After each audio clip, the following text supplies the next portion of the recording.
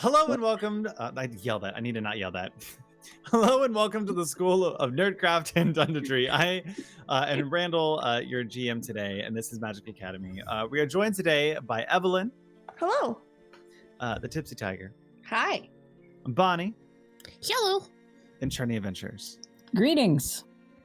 If you'd like to be part of helping Magic Academy grow, we would love it if you could like this video, subscribe, and hit that notification bell to never miss a new episode. We are going to start reading comments from the videos during our live stream, so make sure you comment down below your favorite moment, and you'll have a chance to have your comment appear on stream. Are you magical creatures and fae things ready for Odyssey the Dragonlords? Cool. This script still has Evelyn in it, so I almost call myself Evelyn. That would have been hilarious. That would have just capped off our entire opening. Honestly, it would have. That's the kind of day we're having. So, we last left the party when they were going through quite a day. They were on top of the Rock of Estor, ready to survive the night. Agreeing to Gaius that they would take the place instead of Princess Nora, they all assumed their place, taking their line. What ensued was a very long battle. At first, you were able to lockpick. I believe Diana was one of the first ones out, and then they were able to lockpick Kreia and Cal out very quickly. Running to grab their equipment, they frantically readied themselves before what they assumed would happen is the Harpies would come down and attack you guys. After getting ready, Tatiana decided to trance and go inert while the fight started, and for a good reason. You make this sound like a bad thing. I know, but it's just funny. It's really funny to me, like, because I picture it like anime-esque, all of this, like, you know, lockpicking, and then Tatiana just being like, nah, fuck this shit. T-posing. I honestly pictured Tati like T-posing in the air with her head thrown back. As you guys get prepared, Gaius is frustrated that the basilisks aren't taking you away. So he calls down his harpies to come attack you, and you start to defend off the attacks.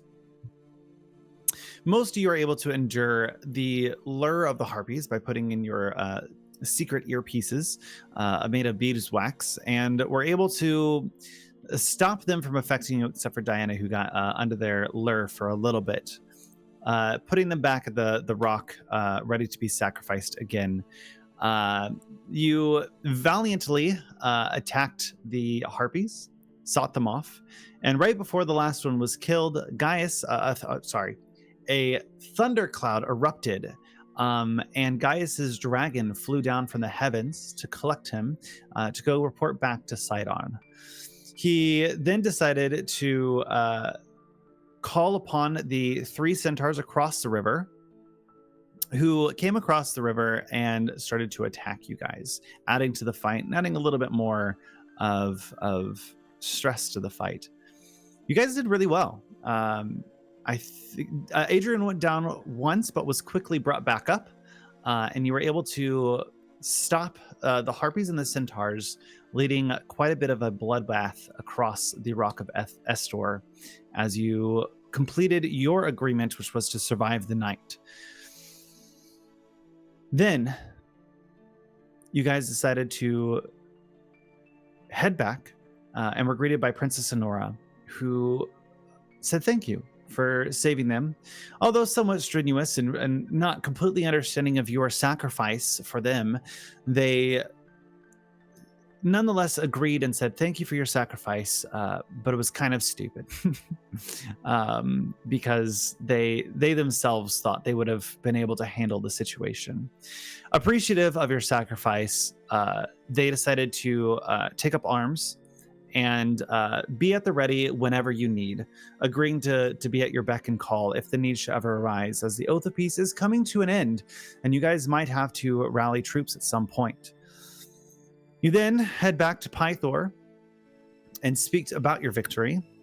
Upon entering the hall, you hear a man muttering about missing persons, who then trails off, and you go up to Pythor, who gives Cal the Pythor's hammer, a mighty weapon capable of forging the greatest of equipment, and told Diana of the location of their treasure that they are seeking, or at least how to find their treasure. Last seen with Esther Arkleander amid the Ultros.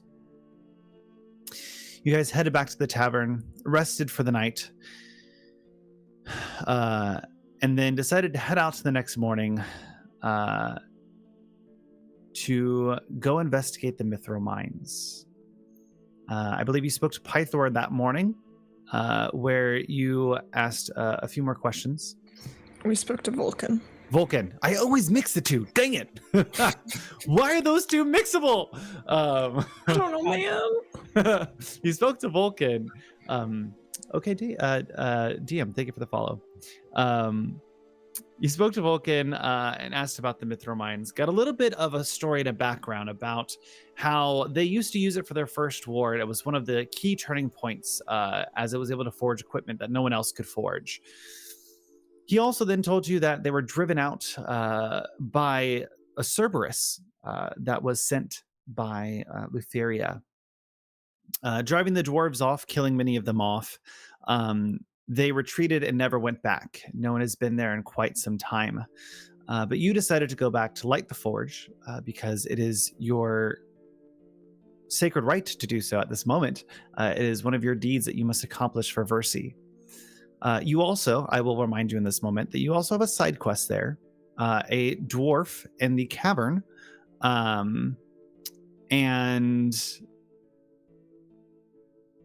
the they asked you to collect the skulls of dwarves in the Mithral mines. This was a few episodes back, so that's why I'm reminding you, because a lot of the dwarves were killed there, and they wanted to give them a proper burial. You decided to head out to the north gate on your way to the Mithral mines. In about a half a day's journey, you got greeted by the sounds of clomping hooves over the hill.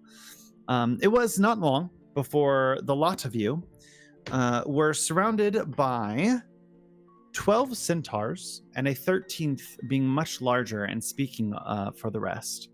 You guys are all surrounded. Adrian is the only one still hidden in a bush behind Tati. Nope, he hid behind me. Oh, behind Diana. Yeah, He's straight hidden up behind said- Diana. He said, I'm hiding behind Diana. I'm speaking for the group, though. Yes. Yes, and the centaur looked up and said, "What are you doing out here?" Tati replying, "We're just traveling, going through. Let us be." I think my actual words were, "We're just traveling. What's it to you?" Yeah. It was pretty close.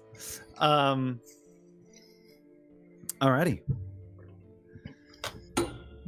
Hands up already. Hands up. We were already like this. If I don't do this, I have to remember you've that. achieved God DM hood when your party just goes like this immediately at the beginning of the session. Listen, I gotta remember where I was at and my level of like, please don't kill us, but I'm also annoyed. Please don't kill us, but I'm also annoyed. The vibe of this entire party. Fine. You don't need to tell us where you're going, but who are you? We're just travelers. I am a priestess of Mitros. This is my traveling party. So a security guard. For a lack of a better explanation, yes. This is my scribe, and I'm going to point to Kreia, and then my magician, and we're gonna point back to Cal. So he handles pretty much everything that I can't do with sorry. And then this is my muscle back here. It's just Diana, and they're here to make sure that I make it to my next destination. And that is. Well, now I don't really know, do I? Like I said, I'm a priestess of Mitros. It comes to me when it's time. Until then, I'm doomed to wander. If you haven't guessed by the snakes, I've been at this for a minute. He bows his head for a moment and just kind of walks around the 12 centaurs in a circle in a very awkward, quiet moment. It's dangerous to be out here alone. That it is. We had the unfortunate luck of traveling around Astoria that sounded like there was quite the commotion in town. We tried to avoid it the best we could. Yeah. Armies were at the North Gates for quite some time, and the first travelers to come out are you? I've been traveling for a long time. About 100 years. Well,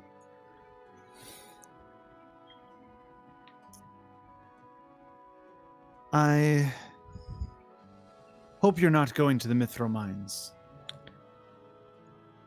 I hate to break it to you, but these shoes aren't made for mines.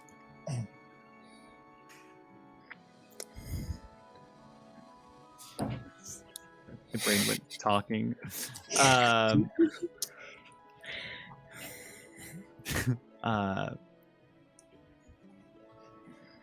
Well, so be it. And you see a lot of them start to relax. Like the intimidating presence that they gave was just momentary of putting on a front.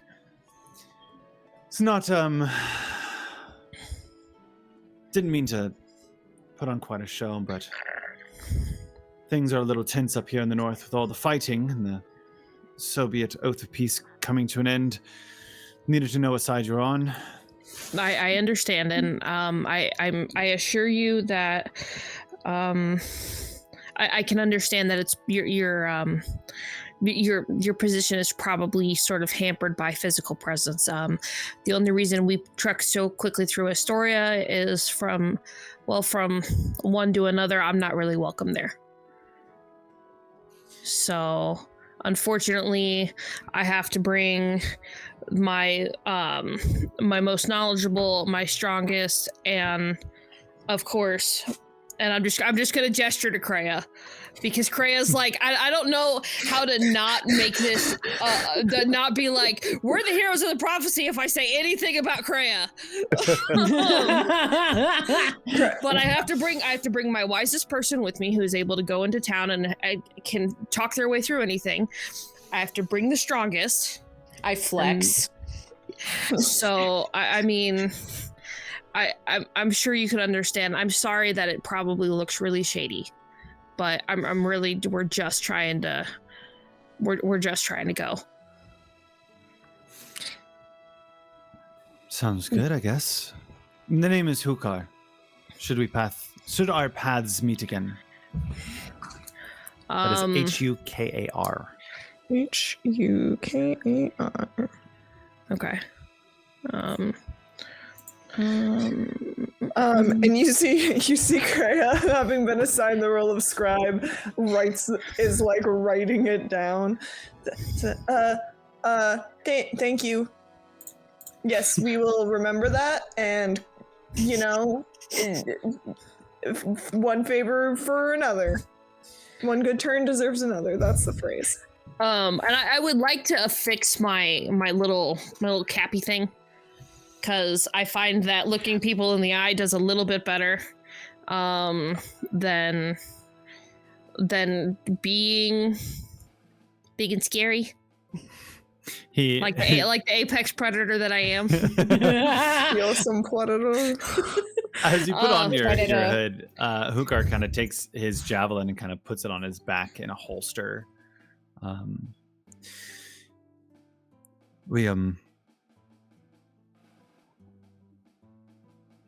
We'll keep a lookout for you.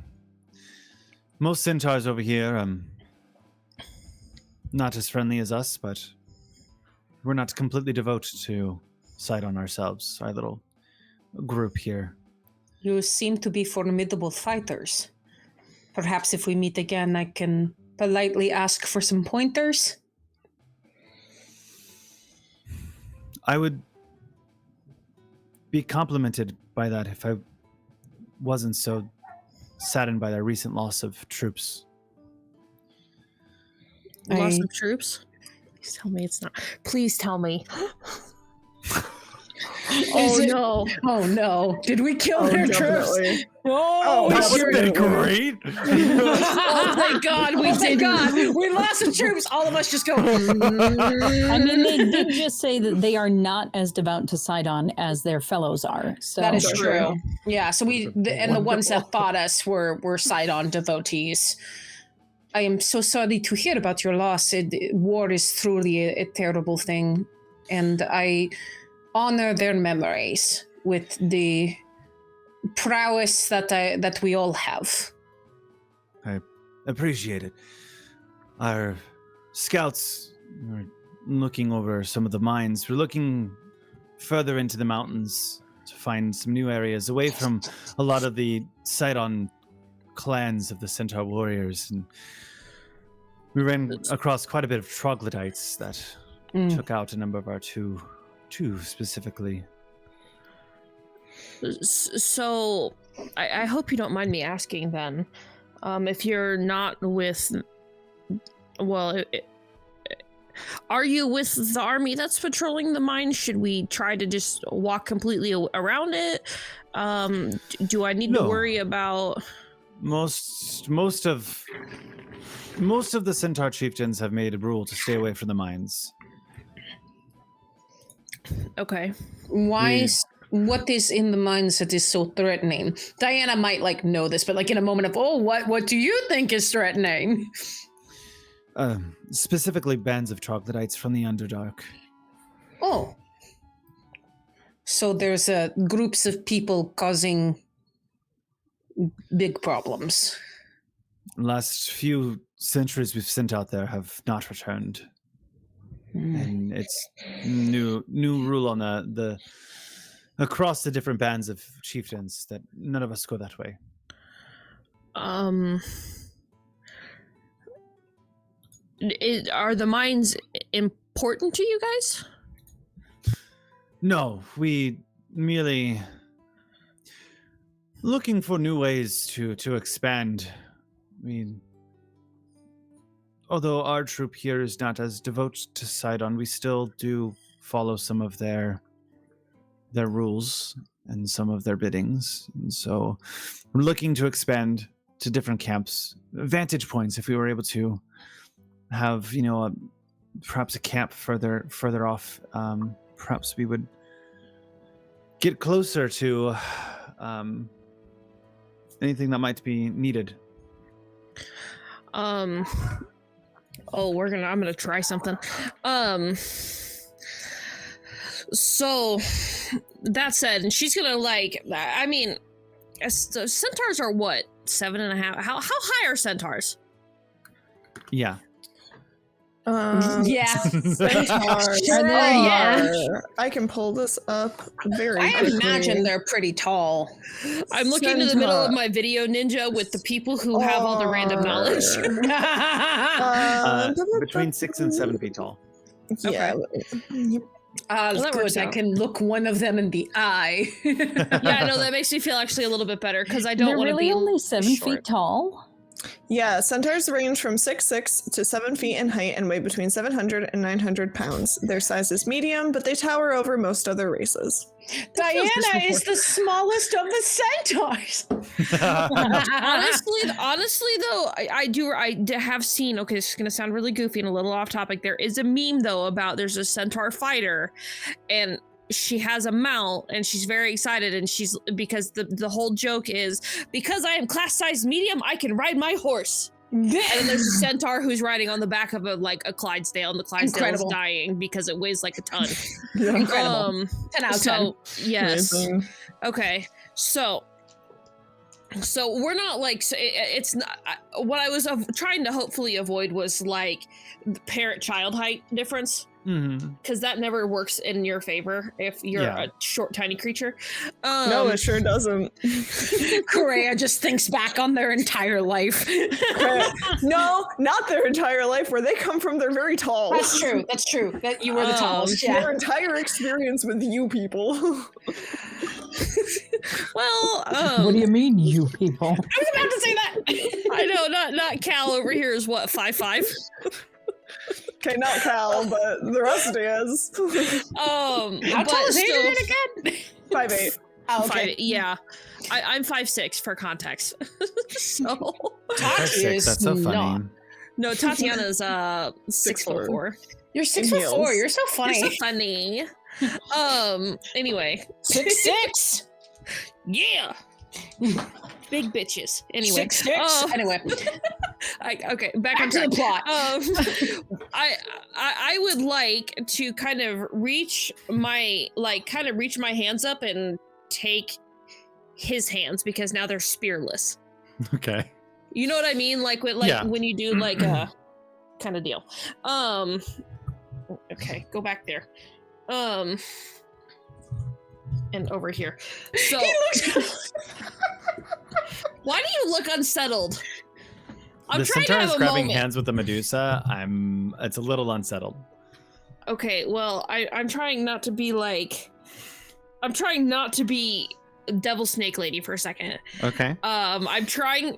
So I would like to, project an air of more like priestess, hey, we're good vibes, as opposed to I'm gonna poison you and your children. Okay. So kind of just like, and I, I'll keep my arms extended if that's more comfortable for him. Fine. But as with my arms out, I just, so I mean, I do hate to say this and to be honest with you, but as I said, I am a priestess of Mitros, so unfortunately, I don't necessarily subscribe to, some of Sidon's beliefs the way that you do, but first I want to tell you that I do genuinely appreciate you for not just going about and slaughtering us immediately, because as you said, some people probably would have just done that outright. That said, if and when this oath of peace comes to an end, what would it take to have you in my corner?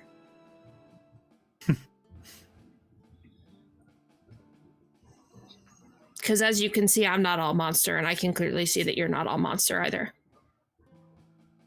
And it's about time people began to... Okay. I have... As I said, we have had some people go to the Mithral Mines and not come back. If you were to go there and find the last two that were sent there, hopefully still alive. If you're willing to do this, retrieve their bodies for us. We'll be on your side. Okay, so in the unfortunate incident that they have been dispatched, you still want their bodies for, I assume, burial rites? Yes, we'll mourn the dead and drink under the stars with you. We would be honored to do such a thing for you. Yeah, absolutely. I would like. Oh my god! Not me, who is against making oaths and is about to make a second one in 3 episodes. Diana's just like, Tati, you don't have to. Yeah. Crayo's definitely have to. gonna be like, we can just promise it to them. We don't have to make an oath. I promise. I don't want you to get cursed. Listen, coming from, I will.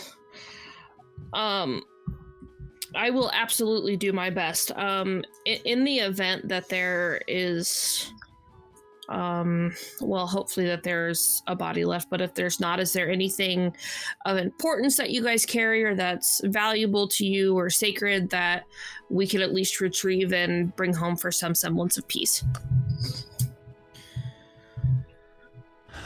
Yes, if you're able to find them, he hands out you a horn.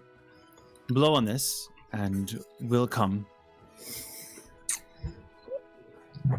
Okay. Like just like a... I don't know where I was going with that. Just the good old blow.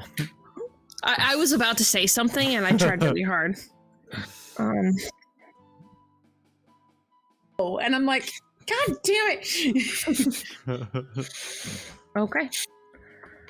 Cool. Well, I will fix this to my belt with the rest of my dangly stuff. That was certainly a sentence. You gotta have some dangly stuff. But I will do my best. We will do our best. Do you know how to get there? I would like to not paint myself as a liar and say directions aren't exactly my strong suit. I would be happy to have directions, remembering the poor survival check I made last session. Follow the river, about another half a day's journey. You'll reach Arcleon Falls. It's hard to spot. Okay, is like a hidden waterfall? Oh, sorry. The falls are easy to find. The mines, not so much. Oh, I understand now. Diana immediately goes into lunges, just prepping myself. There hasn't been enough jock shit, okay? I need to add some more jock shit. I love it. I love the prep stretches before No, I hike. literally, while we're having conversation, you just see Diana doing the side to side lunges. I love it. I Get tell you, some jock stretching shit. is extremely important. Get you some jock shit in here. It's very important. Well, with that said, I do hope I see you in the next few days then. As do I.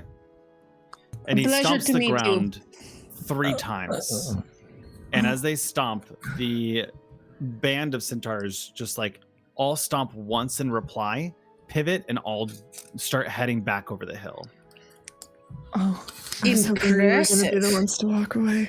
I had a thing. Oh, thing. I had a thing. I thought we were going to be the ones to walk away. Right. Next time.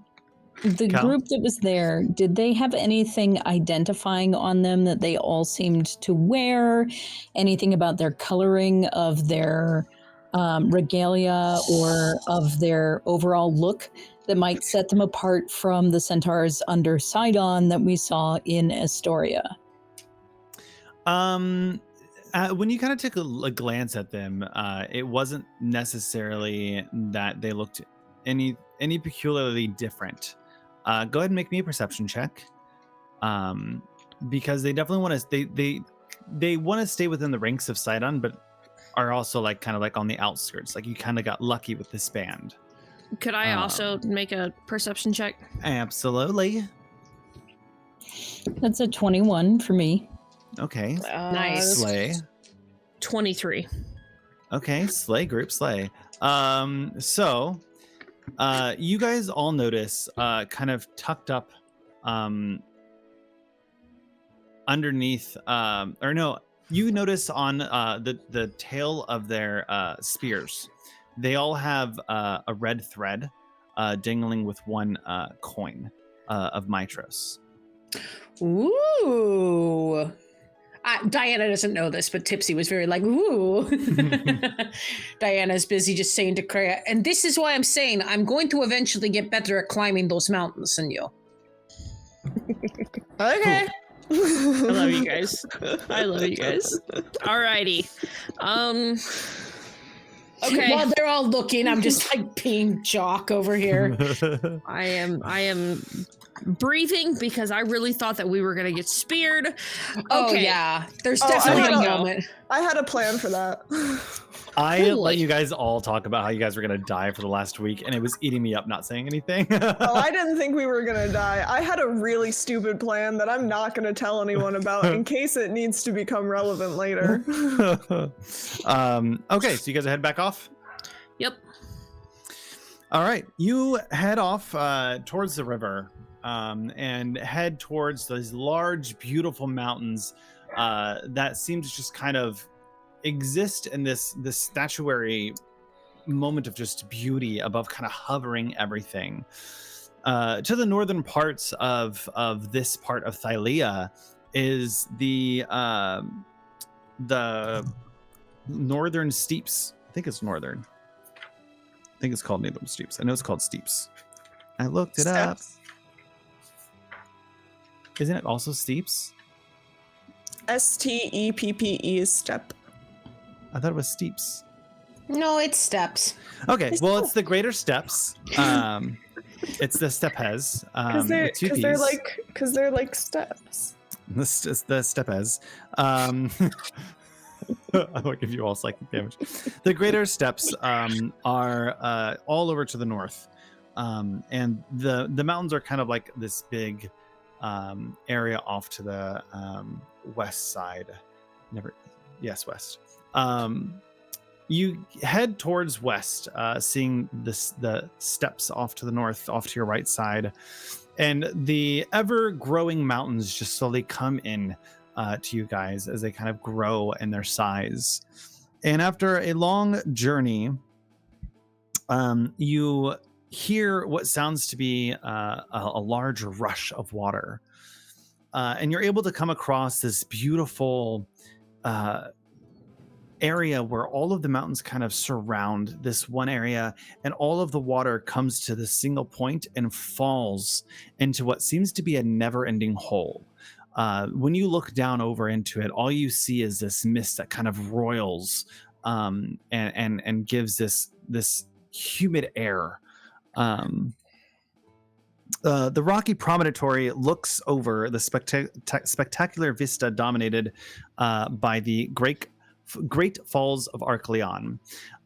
This river cascades over the sheer cliff and roars into a vast semicircular lake, throwing up a white mist. The Great Falls are almost beyond description. It's as if an entire ocean has spilled over the edge of the world, and you stand marveling at the space beyond. You've never seen anything so grand. The sound of rushing water is almost deafening. The light of the fading day seems to gleam across the water like red gold. 4 massive statues of stone hands surround the lake. To the south, you can see the river snaking down from the mountains through the old woods, while the snow-capped Mithral Mountains dominate the western horizons. What do you guys do? I would like to, with my knowledge of mountains and, after taking this moment with the group to look, if I could look around to see if, because I know that Hukar mentioned that the fall was easy to find, but the mines were not. And with my knowledge of how mountains are structured around these kind of things, could I take a look around and see if I can find any hints as to where the mines might be hidden, whether it's behind the falls or something like that? Because usually I look at a fall and go, there's something behind it, Absolutely. I was going to say I've played too much Tears of the Kingdom lately. Giant hole with water at the bottom. Excellent. Whoosh. Go for it. I mean, invasive thought is that the entrance to the mines is at the bottom of the waterfall. Well, that's what I was also thinking. If I could look, I want to look around though to see if I can get before we all dive. So question, I don't know how your stim fey works, but could Aaron fly to the bottom? I think he probably could.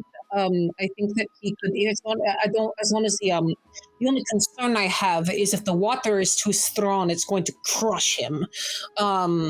So can I make you were about to say some kind of check, I think? Yeah, go ahead and make me a investigation check on the survival. You're not surviving to find the entrance. No, but that's like a tracking or knowing your environment type thing. I will accept the investigation, but it is a ranger. I would give you the survival if you were looking for Trog tracks to see if they were going there. Survival is one of those stats that is very nebulous, I feel, but I will accept it. I can assist with investigation as well. I would happily have assistance because my investigation is absolutely horrible. I have a +1. So Cal is quite good at it. I'll assist you with my knowledge. What I can do is I go up to you, Cal, and I say, Cal, I know a little bit about here, and I start pointing out little places I think maybe the mines might be. If Randall will allow me to give the help action, because my investigation is garbage. Go for it. Okay. I will roll with advantage then.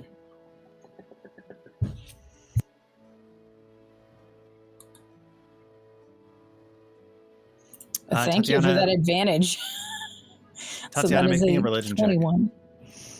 21. You notice that there's a small path that is kind of tucked up behind a tree. And where the water kind of rushes down, it almost looks like it rushes down and over as this rock boulder that's kind of above it kind of pushes the water up and over. Ooh. Tati, what'd you get on that? 17. You recognize the 4 hands that are flanking this lake to be the hands of Kintamane. Can you spell that? Kentimane. AEN what? Aene. Kintamane. At least that's how I'm saying it. I'm sure there's a pronunciation guide that I should look at. Yeah, I think I've been reading it as Kentamane, but Yeah. Either works. I think it sounds cooler. Kentamane. Yeah. Okay. I'm gonna. I think I look at Cal while you're looking around because you have found something about it, and I go. So did you see anything? Is there a hole? Is there a tunnel? You see over there where there's that little bit of an outcropping, and you can kind of see there's a shadow underneath it, as if you could go behind the water there. Everyone, I think Cal found the entrance. What do these hands mean? yeah, I was actually going to ask if I could also make a religion check on the hands to see if I know anything about it. Sure, From go ahead. From my college studies. Go ahead. Diana looks at the hands and go, "Wow, those sure are some hands." No, 9. I got nothing. Tatiana, you remember that these hands are found throughout Thylea in scarcity, but when they do crop up, they are often in regard to the Elder Titan. But these ones seem dormant for now. Oh, I don't love that. And you said it's found in what city? All over Thylea, Oh, They're sparse. in sparsity. sparsity. Okay. I was like, what the fuck is sparsity? We have to go to Spare City now. You have come across them once before in your journey. I have? You all have. Where was that again? Remind me. I'm so sorry. Right at the necropolis. Yeah. Right. Yeah. The 100. Yeah. The Okay. Titan of 100 hands and 100 faces. Yep. He got lots of hands. Sure does.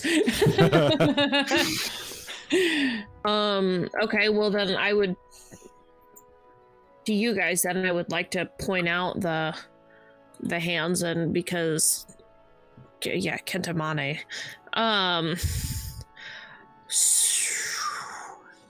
So these are the same hands we found at the necropolis, guys.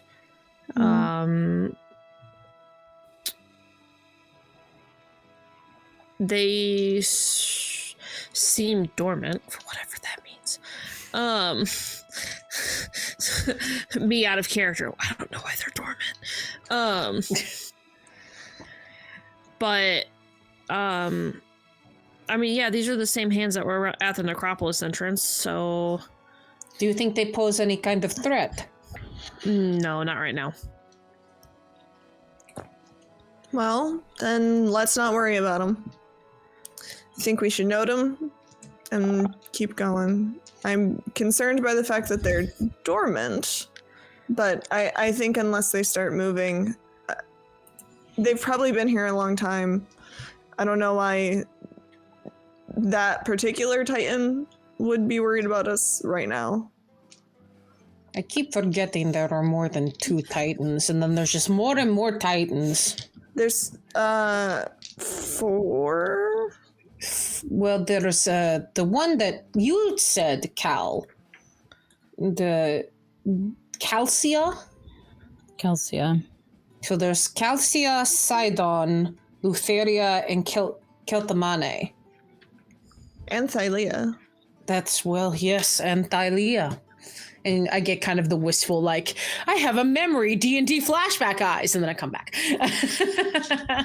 And yeah, Tatiana, you would know, especially with your background, that like Kentamane and Thylea are kind of like the mother and father of Thylea itself.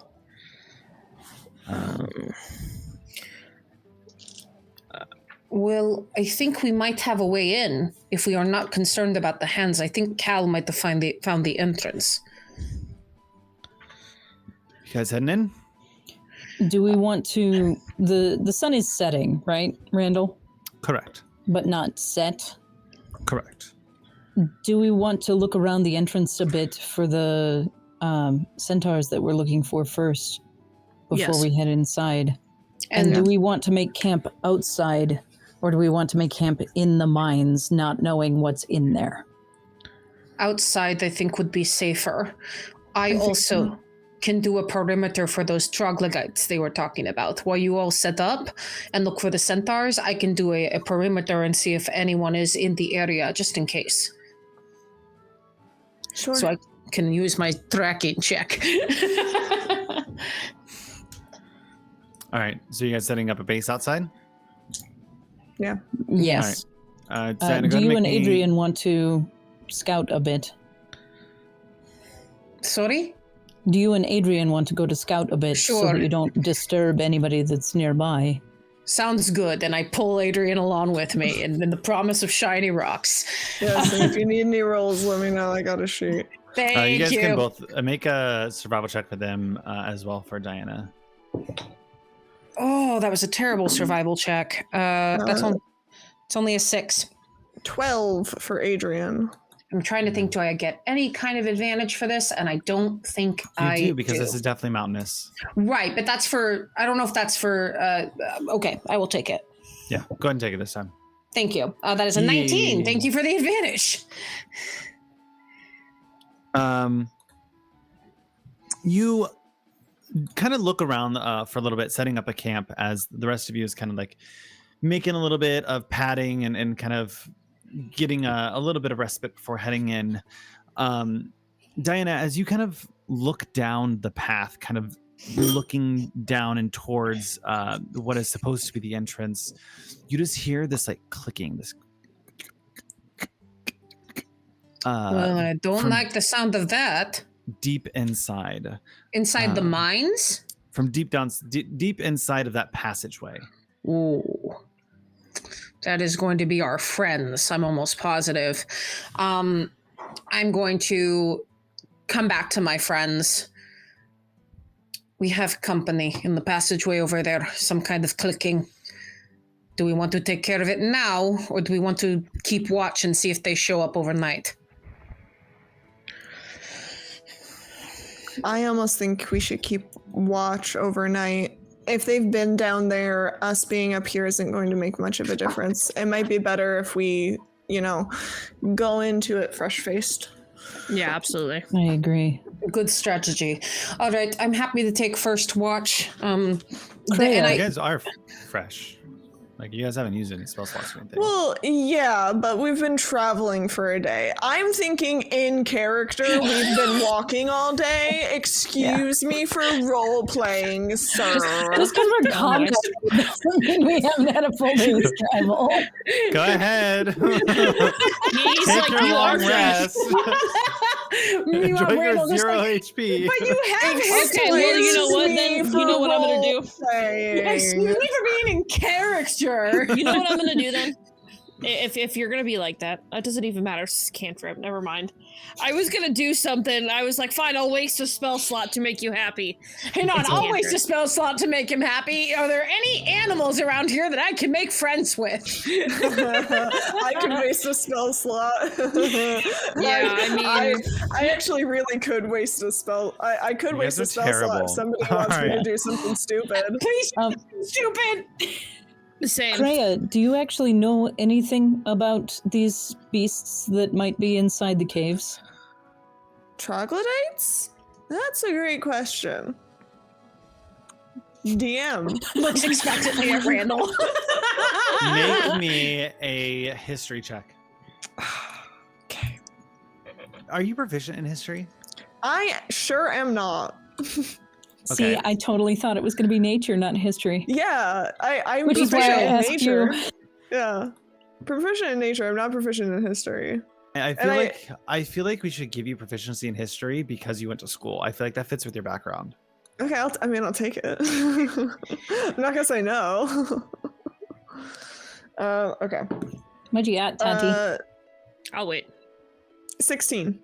16. You recall flittering through your bestiary, and your study of Underdark creatures class.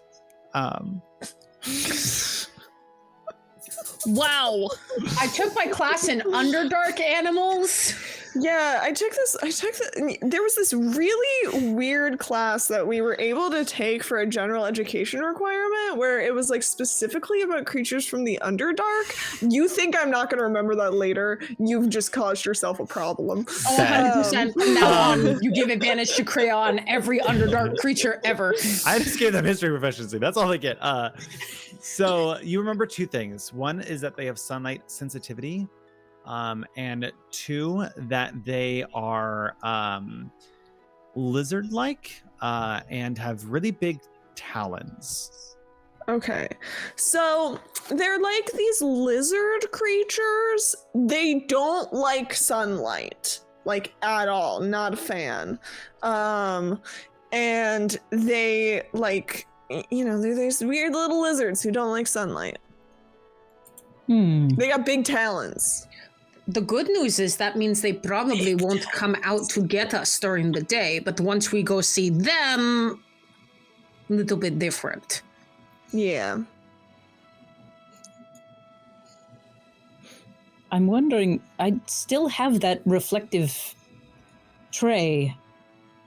I wonder, since we were planning to camp overnight anyway, if we could prop it up at the entrance and give us a little bit of leeway around the entrance of the cave.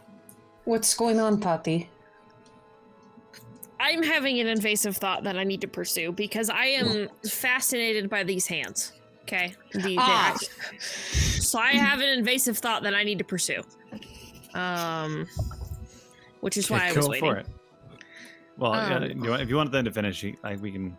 Yeah. I need to pursue said invasive thought, but I'm not in a rush. Are you saying, Cal, that you want to take the mirror and shine some sunlight in there? At least around the entrance, I think that might give us at least a little bit of buffer, if we can manage to get the angle right. It's shining a bit of sunlight into a cave that is traditionally going to be shaded. Is probably going to make them at least back off from the very entrance so that we're not right at the edge of that terrifying drop-off. That is a very trying to good fight point. off troglodytes. Yeah, I agree. And Kreia, you said they had talons as well? Yeah, they got big old talons. Fascinating. Yeah, they're big scary lizards. They're just nocturnal lizifos now, and I'm so sorry. They are lizifos. This is official. They're like these. Yeah, they're. I don't know. We didn't talk about them like a whole lot in class, but like they showed like this drawing that some monk had made, and I don't know if that's what they actually look like because everybody knows monks can't draw. So like, is that a thing? Have you ever seen a drawing of a cat in an illuminated manuscript? Please, that thing does not look like a cat. Jocelyn just caught up to the joke. Thank you. For some reason, I thought you were just saying all monks in D&D suck at drawing. Where are you getting it? Everybody knows monks can't draw. We were looking at and so we saw this like manuscript thing, and it had a drawing of one of these things, and I doubt that that's what it looked like, but who knows? Maybe we'll go in there and see something real freaky. I'm now just going to send you terrible drawings whenever I tell you, give you It's all the drawings Kreia saw in university. Actually, I'll just draw it. It'll just be blobs. Perfect. I love it. I think I am going to start just inspecting kind of the perimeter and being around once, Bonnie, once Tati pursues this invasive thought. Yeah. Tati, did you want to be involved with looking around for the centaurs? Or are you focused on the Mane thing? It kind of is in twofold. Mostly based off of what you just said. I don't want to be backed up against this pit fighting the trogs. So I don't foresee it to be that far off. That somebody fell down there or that something else is down there. It is Kentamine. Kentamine? Kentamine? It is Kentamine. Yeah. All I can hear is ketamine, and I feel like I'm that should tell you what to do for a living. I'm having the same issue. That's a very different game. Yeah. So anyway, I mean, there are two things. These hands are there for flavor because this is the Titan of 100 heads. Or these 4 hands are surrounding the open pit with which this giant waterfall falls in because there's something down there. And if I don't investigate what's down there, it is going to drive me batshit crazy. Yeah. What are you doing? First I would like to see if there's a way that I can just walk down in the hole. Or is it just literally just a cliff? It's either going down that passage or it's jumping off into the hole. Okay. So the passage that Cal found would eventually take us down to the same location? It looks like it's heading down. That's about all you could tell. Okay, down where, you can't tell. Well, so, joke's on you. I'm gonna see if I can do one of two things. Okay. Let's see. So...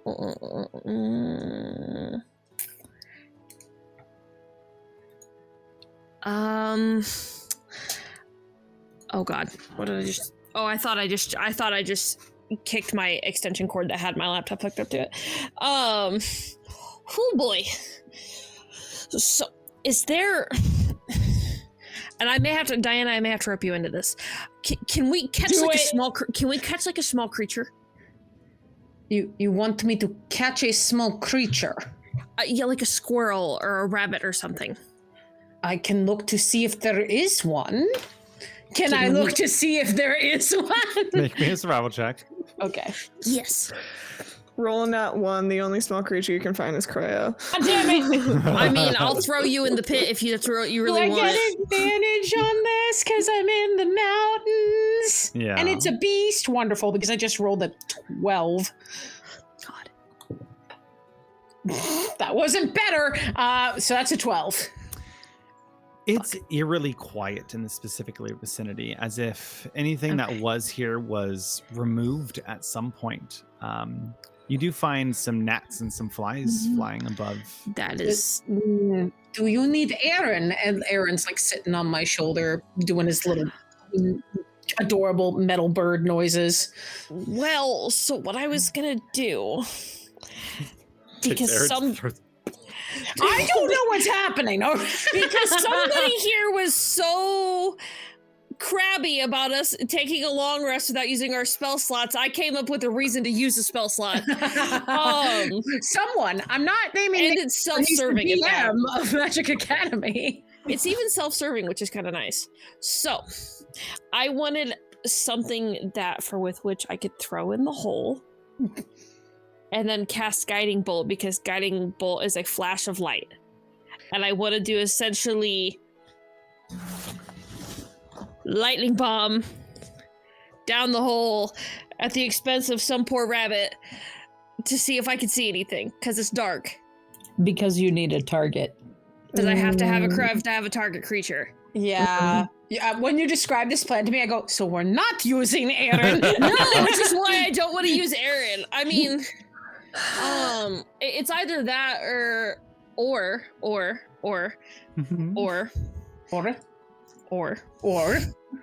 Diana is hooked, just or. Can't. Diana. Yes. would you allow me to shield Aaron and then throw him in the hole? Okay, I don't know if I'm going to be able to get him back.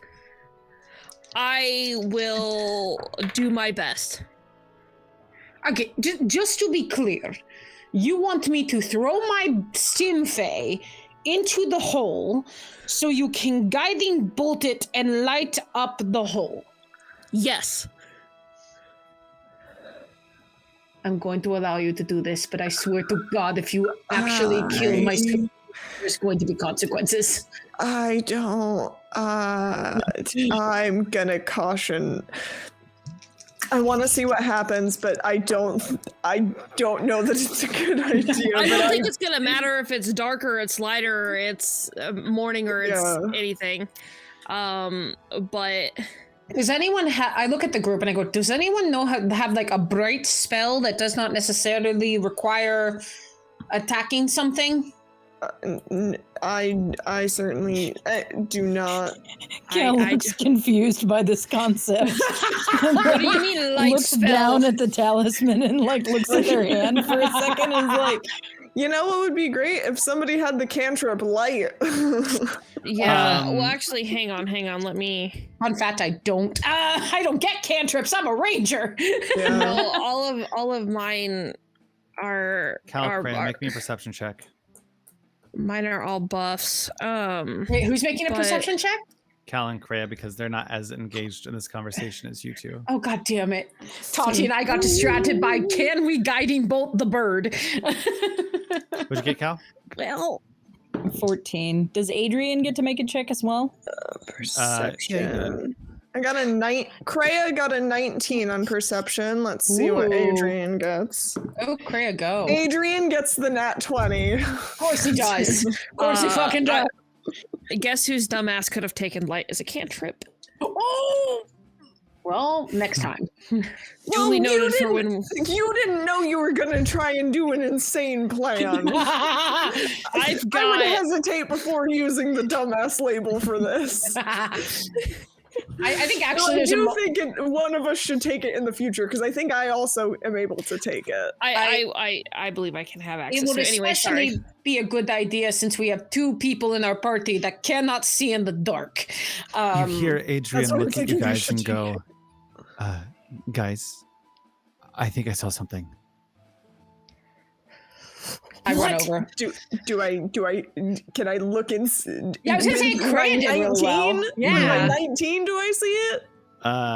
You saw what seemed to be the flash of 2 shadows. We got company. Oh, great. Damn it. Tati, we're going to have to save your plan. I hide Aaron. I had such a cool idea. I bet if we go down nothing's that here hole, yet. we You will can still find... do so. What are you doing? Kreia, what do we do? You just saw 2 shadows. Do we chase them? Yeah, I don't think we chase them. I think they're going to find us. Diana, put this on. And Cal takes their talisman off and hands it to Diana to put on. Which one are you giving me? The talisman, not the locket. I put the talisman on. What do I do with this? You don't have to do anything with it. I'll take care of it. What does it feel like when someone puts on your talisman? The talisman, which is a dark, mottled, sort of striated silver and gold stone set in a silver metal weaving, rests on your chest and almost seems to kind of press into it as if it was a bit heavier than you expected it to, as if it was made of lead, not silver. And there is a strange combination of sort of like when you put like tiger balm or something on, there's a heat, but there's also a coldness to it that seems to like permeate for a moment as it settles onto your body. As soon as I put this on and take a moment to have it settle in, I'm going to look at Cal very much with this like, what? And then I'm going to go to Kreia and I go, Kreia, which way did they go? I point in the direction. And I'm just going to prepare myself looking in that direction. Tati, what are you doing in this moment? Thank you, Kreia. Without the Stimfey, I can't do anything. Because, like I said, I have to have a creature. So I'm going to release Aaron from my side and have him fly over.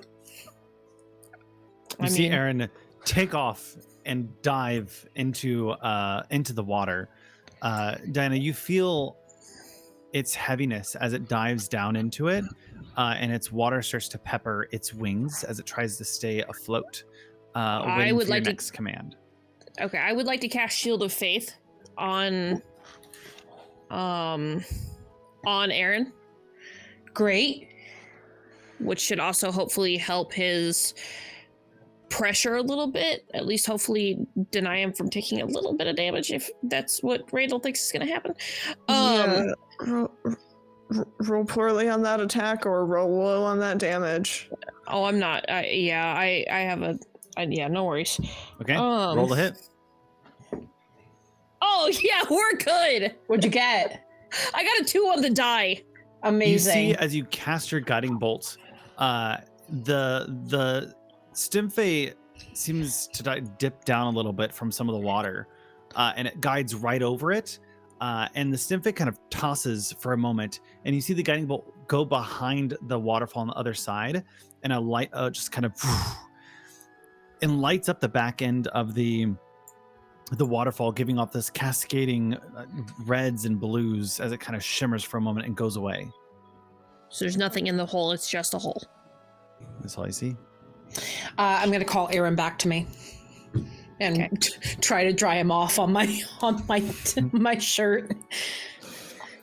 Tati, did you see anything? No, 120 feet down apparently is not enough. Oh. Yeah, something tells me it goes a little bit deeper than that. Yeah, that's what I was concerned about. Well, thank you for not hitting him. In that moment, you see a creature crawling on the ground, and its skin transforms from this foliage pattern and jumps at you guys. Ooh, it's a lizard. Yep. Make There it is. initiative. Make an initiative. Roll for initiative. I will make an initiative. Thank you. I will do something. I'll roll for Adrian. God Also, damn it. Oh, I Randall, just I don't rolled know for if Adrian. you can I'm drag doing- this item to Diana's equipment or not. Just write it down for right now. Okay. Oh. I rolled for Adrian as well. And Adrian, what'd you get? Adrian gets a 6. Why did that give me a what? Why is it rolling twice? Oh, there we go. It gave me the 7. 7. Why do I have initiative twice? Because I put you on there twice for some reason. Because you're so awesome, you get on there twice. Kreia? That's Kreia gets a 18. Cal's also on there twice. Yeah. Which one did you? I'll give you the 15. I don't know why it's doing that. That's odd. Diana? 8. Well, that initiative sucks. Yeah, not great. Wow. Kreia, you're up first. Okay, cool, great, awesome. I'm going to, if my stuff would work. Diana and Tatiana, you were both surprised this round. Okay. So I'm gonna go ahead and did only one jump out? You notice now the one that jumps towards Diana. These two other are close behind it, kind of skittering up. It's a group of 3, although one looks a little bit bigger. Are they all within 30 feet? They are. Okay. I'm going to go ahead and cast Bane on the 3 of them. Yes, and I'll do it in the Bane! thing. Please give me charisma save it throws. I'm only going to cast it at a first level. So that is charisma. Okay. I need my notepad. First one got a 13 on the die, but has a -2, so that is 11. Fail. Next one is 14, Just barely beats it. and next one is 10. Fail. Alrighty. So is the big one of the ones that fails? Yeah, you see the two that were behind the one that attacked Diana kind of pause for a moment before they start to continue. Okay. Those two need to the minus the D4. Yep. Gotcha. And then I'm gonna go ahead and Bardic Cal. And you cannot roll below a 2. So if you roll a 1 on your Bardic, it's actually a 2. You can't And roll it's a below a 2. D6, right? Yes, still a D6. But you can't roll below a 2. Because I have 5 verses. Because every 5 verses that I gain, I get a cool thing to add to my Bardic. Alrighty. That's the end of your turn? That is the end of my turn. You see as the brute kind of pivots and turns and locks towards Cal and runs towards them. They are going to... This is the larger one.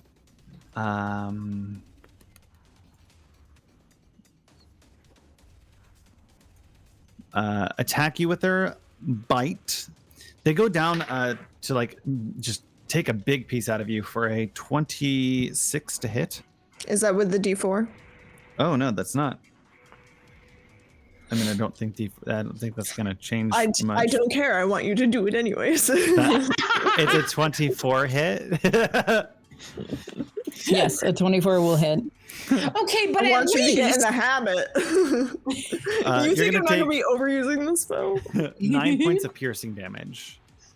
And as it bites down on the bit of your shoulder, it peels back. It takes its claws and just with each claw. I do not like 3 attacks in a round. That is a natural 20. But I don't think I can natural if I minus them. How does that work? I believe if it's a natural 20, it doesn't. It'll still crit minus if it D4 hits. doesn't- Yeah, it still crits. So that would be a 18 to hit. Yeah, it's going to hit. Okay. And that's going to be...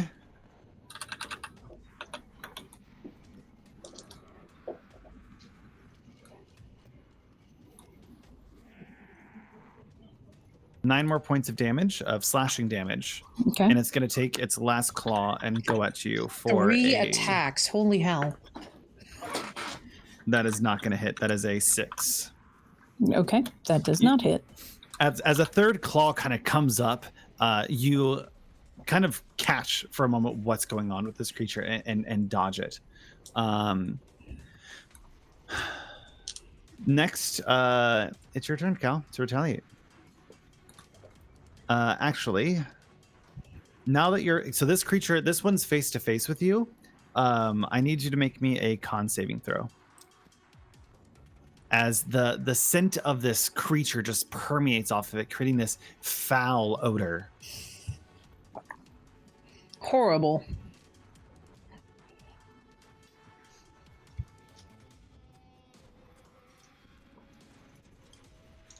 All right, con save 18. That passes. You kind of like pucker your nose for a moment and just keep going, pushing through.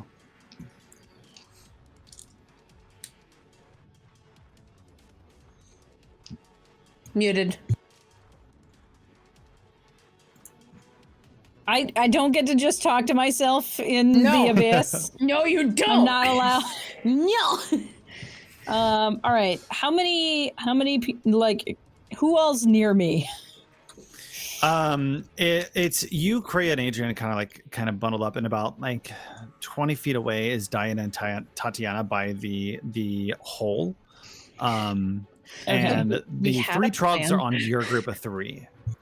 is there a way that I can rotate around the brute without evoking an attack of opportunity and get at least one other troglodyte in my 10-foot radius without hitting my allies? I'll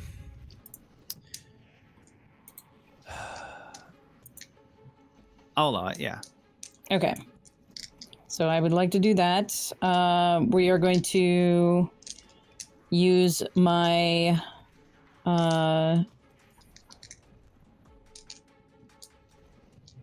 invocation. There we go. Brain. Good grief.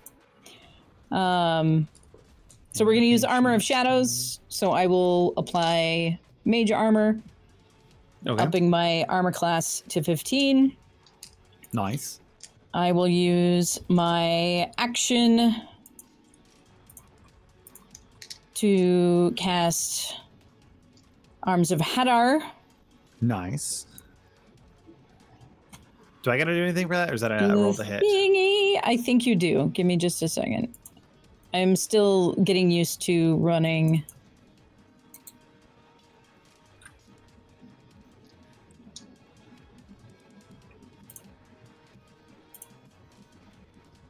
Oh, I see. I see what's happening. Okay. Vaguely.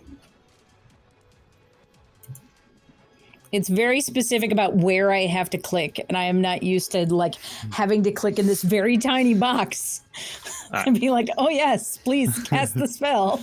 So that's a DC 13 Strength check. You're able to get the larger creature and one of the smaller ones in that radius. All right. Will we call that the first one? Troglodyte one. The big one or the not the brute. The other one. Yeah, we can call that one. Cool. As you go up for it, that is a 10 and a 16. Are those under Bane? Are those saves under Bane?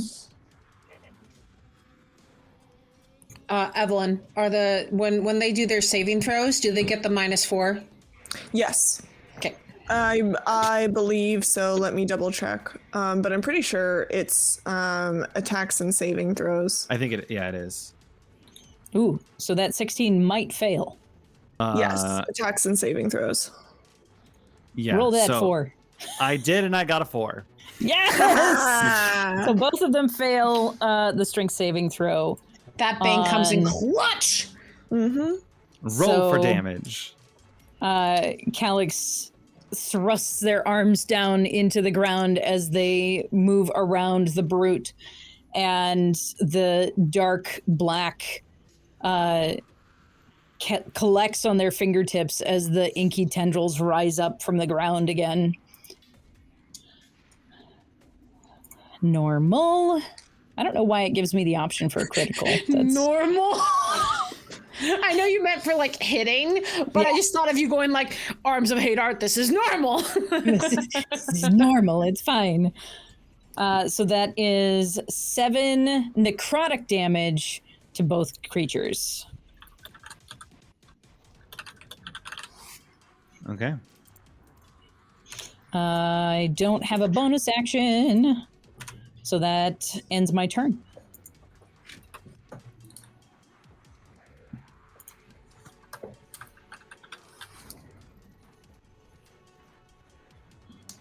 Okay.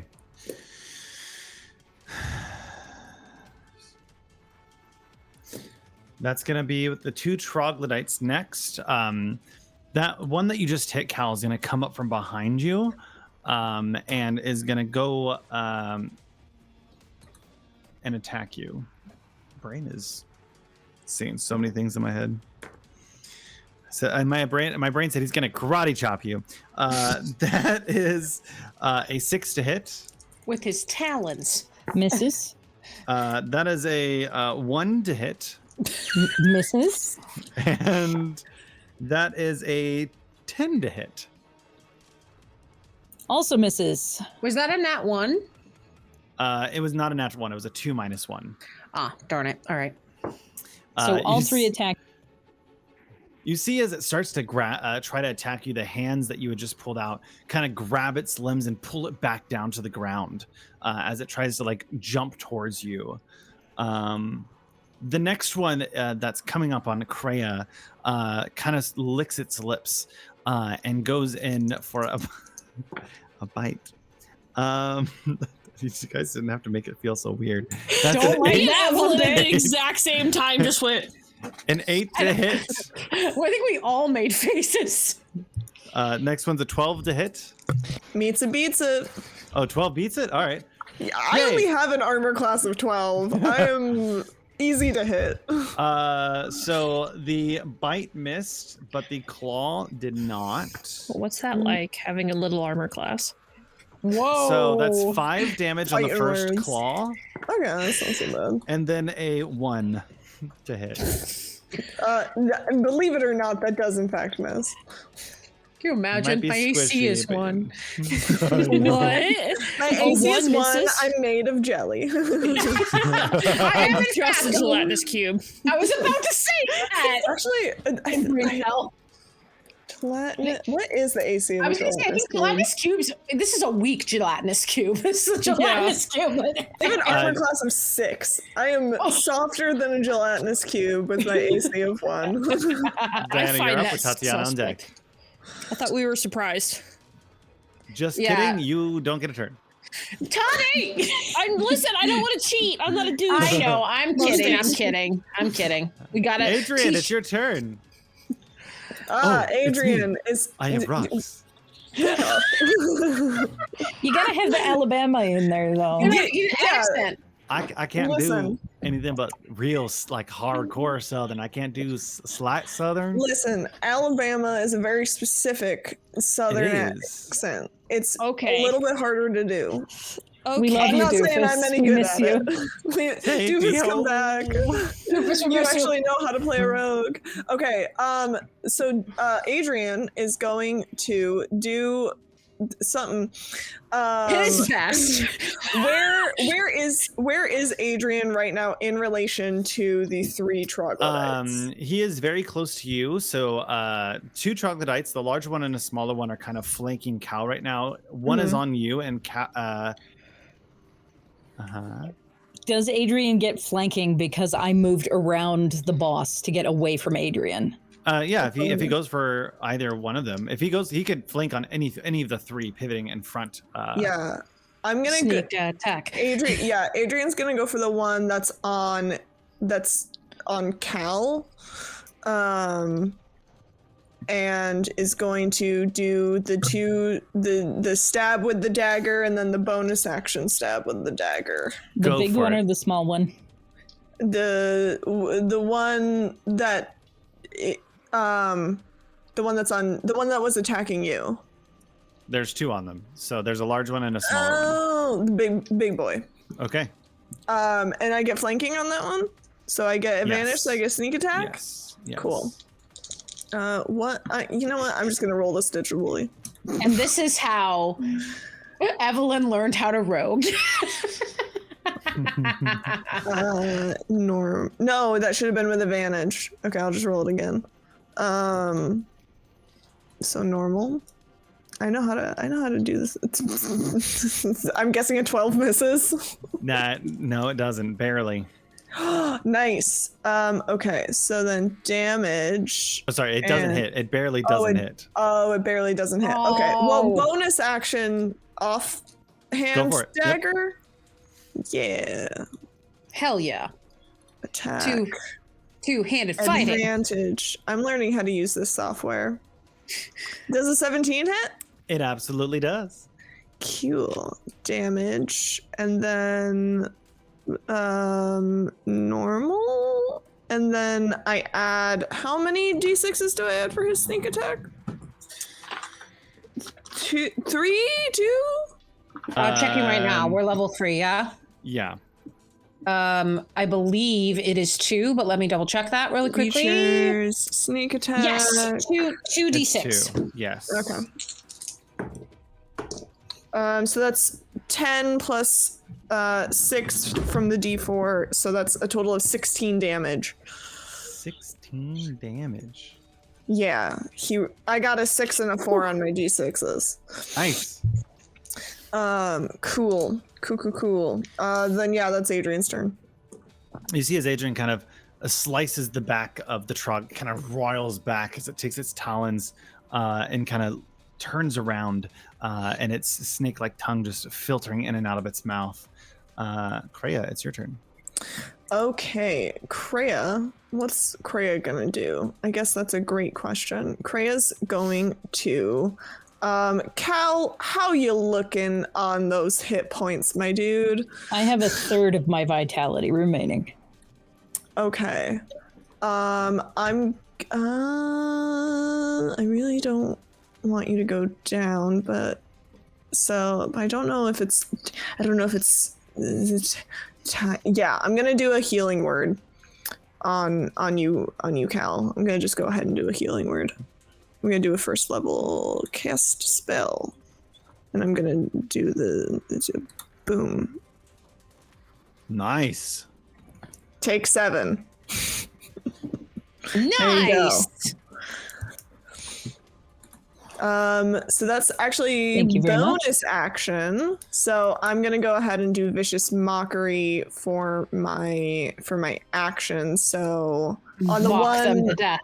on the one that hit me, needs to give me a wisdom save and throw. That is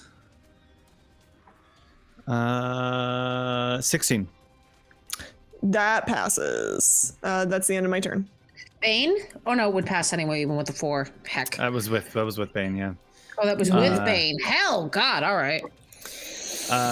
The brute, after taking a beating from Adrian, is just kind of look back at this tiny form of a creature, and is going to do its 3 attacks On Adrian? on Adrian, Alrighty.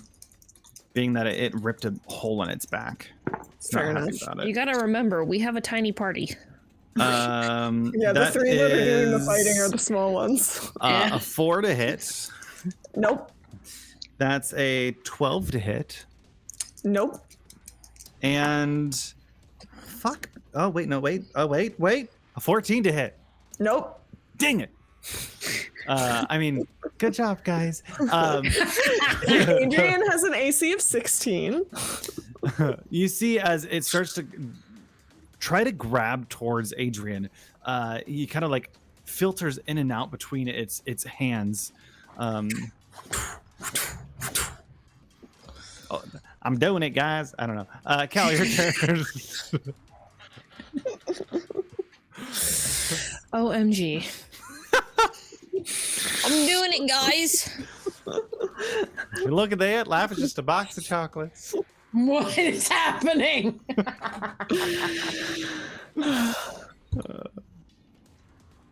I'm still in melee or within 10 feet of Both of them. the dude, right? Although Okay. Adrian would be in 10 feet right now. Because you're kind of in a lineup. Right. We're going to go for poison spray. You're doing the conga line. Yep. Poison spray needs a DC 13 Constitution check from the brute. Alrighty. That is a 13 minus 2. That is... wait, which one is it? Wisdom? Con. Con. That is a 13. Meets it, beats it.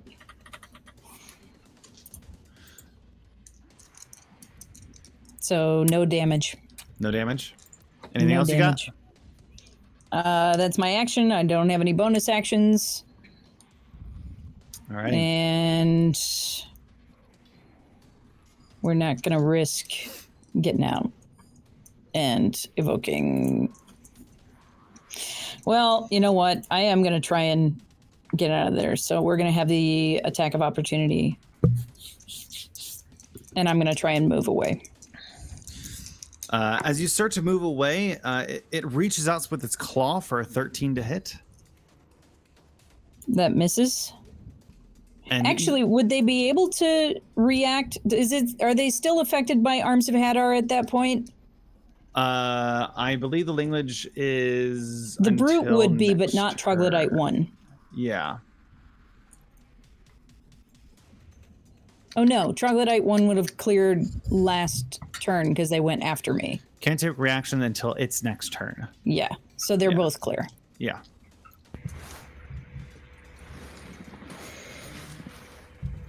All right, so you start to move off. How far are you moving? 20, 30 feet? Yeah, my full movement if I can, because I don't like being this close in the melee. You take off 30 feet into the distance, and kind of like duck behind a log that's over on the ground.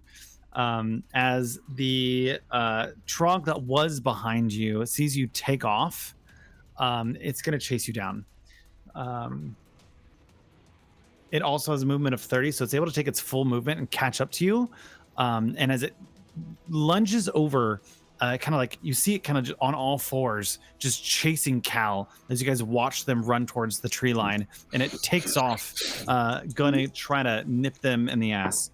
It's for a 9. You see it jump and kind of like grab to bite, but Cal is just fast enough as it reaches out with its claws for a natural 20 to hit with a -3, so that is a 17. That hits. So Yep, that beats it.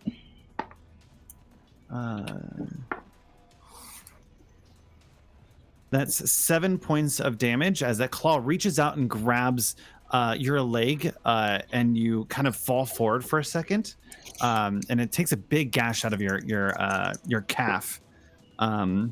And as it goes to grab with the other leg, you kind of get up for a second and start running again, and that's going to be a 7 to hit, so it's not going to hit on that one.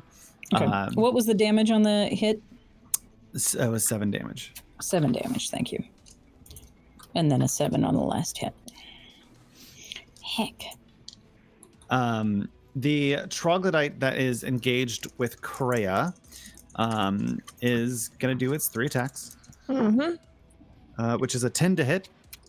Nope. A natural 1 to hit, -4. Nope. That's a negative hit, baby. Buddy, that's the worst you could have done it. And a and a 12 to hit. 12 hits. Beats it. Kreia, do you get a verse for that nat 1?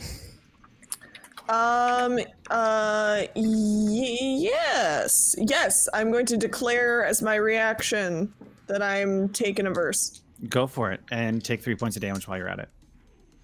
Oh, only 3. Only 3. I rolled a 1. Wow. No good. Very bad day for this troglodyte. Diana, it's your turn. Great. I'm going to see that there is a troglodyte chasing after Cal. I am going to run to basically, as it's chasing after Cal, I'm going to use all of my movement to get right up behind it. Okay. And I am going to bonus action Hunter's Mark. Okay. And then I'm going to stab it with my sword. Go for it. That is a 19 to hit. 19 hits.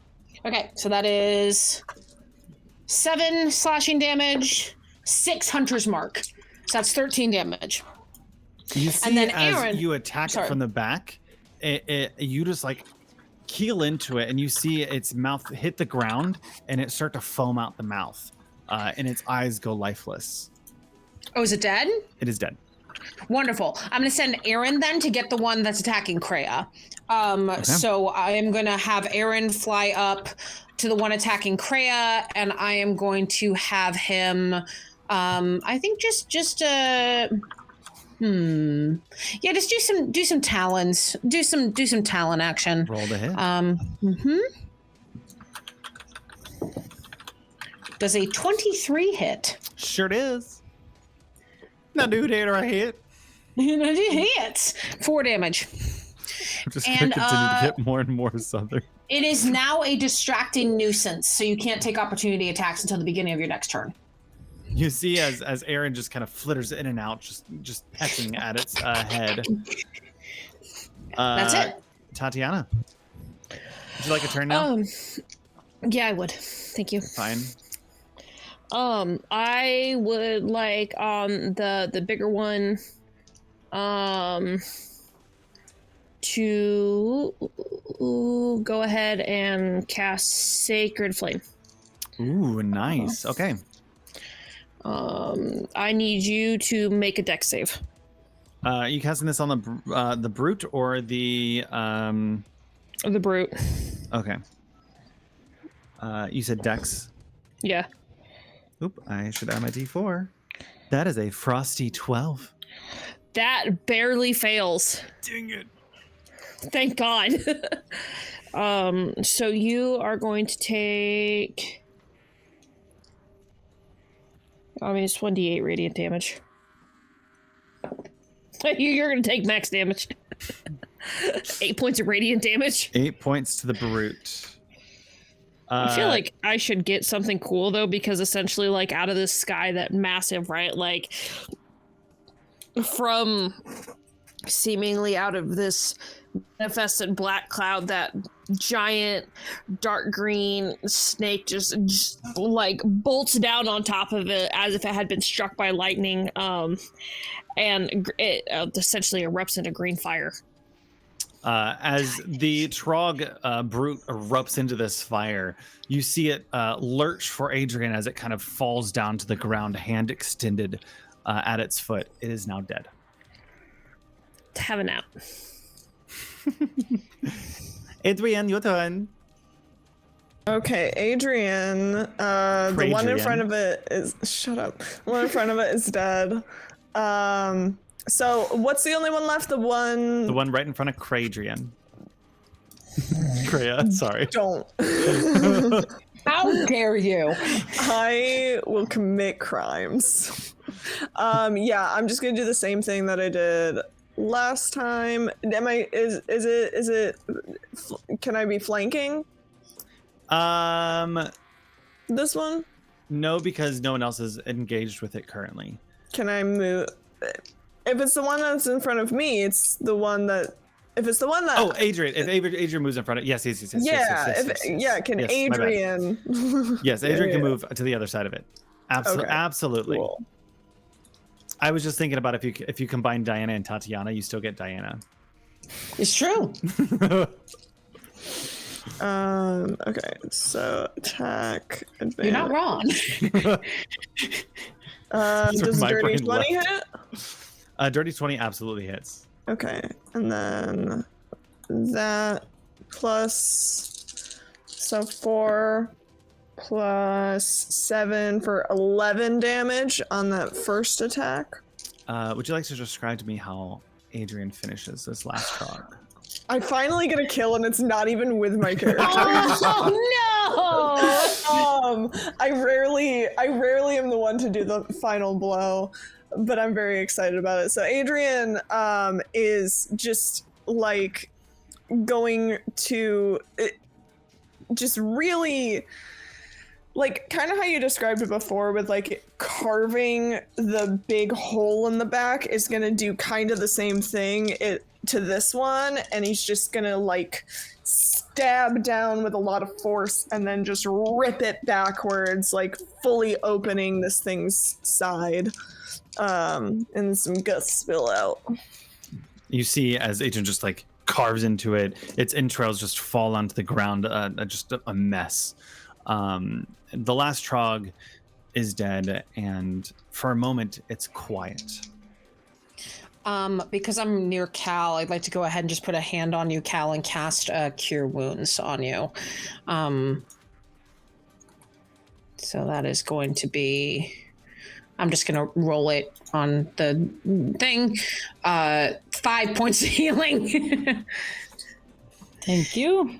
I mean, Tati's over there, so I might. Everyone all right? Relatively.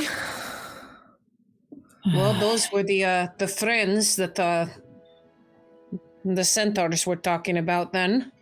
And you were right, Kreia. They do have really big talons. Mm-hmm. Did they look like the drawings? Mildly, but not really. Yeah, and monks, they just see what happens is you send somebody out, they go look at a thing, they come back and they try to describe it to you, and that's how the drawings get into these illuminated manuscripts. Right. And just you should see the way that people have described bees. Like, they come from the bodies of oxen and they have no sex. What does that mean? You see, like, the formulas across Diana's face as I try to comprehend this. Fun fact, that's an actual medieval description of bees. That's hysterical, and I love you even more for that. I'm just gonna kind of look over and go, well, I don't know if there are more of these. My assumption is there probably are. Probably.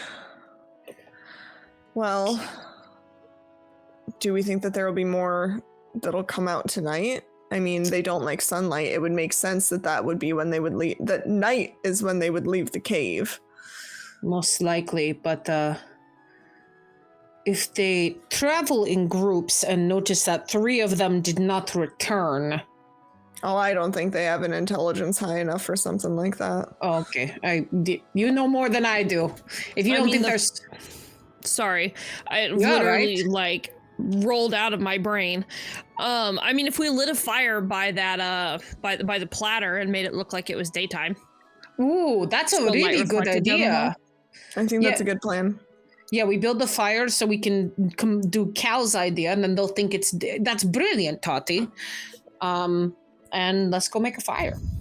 Yeah, and then, like, as we rotate night shifts and stuff, we can just continue to feed it overnight.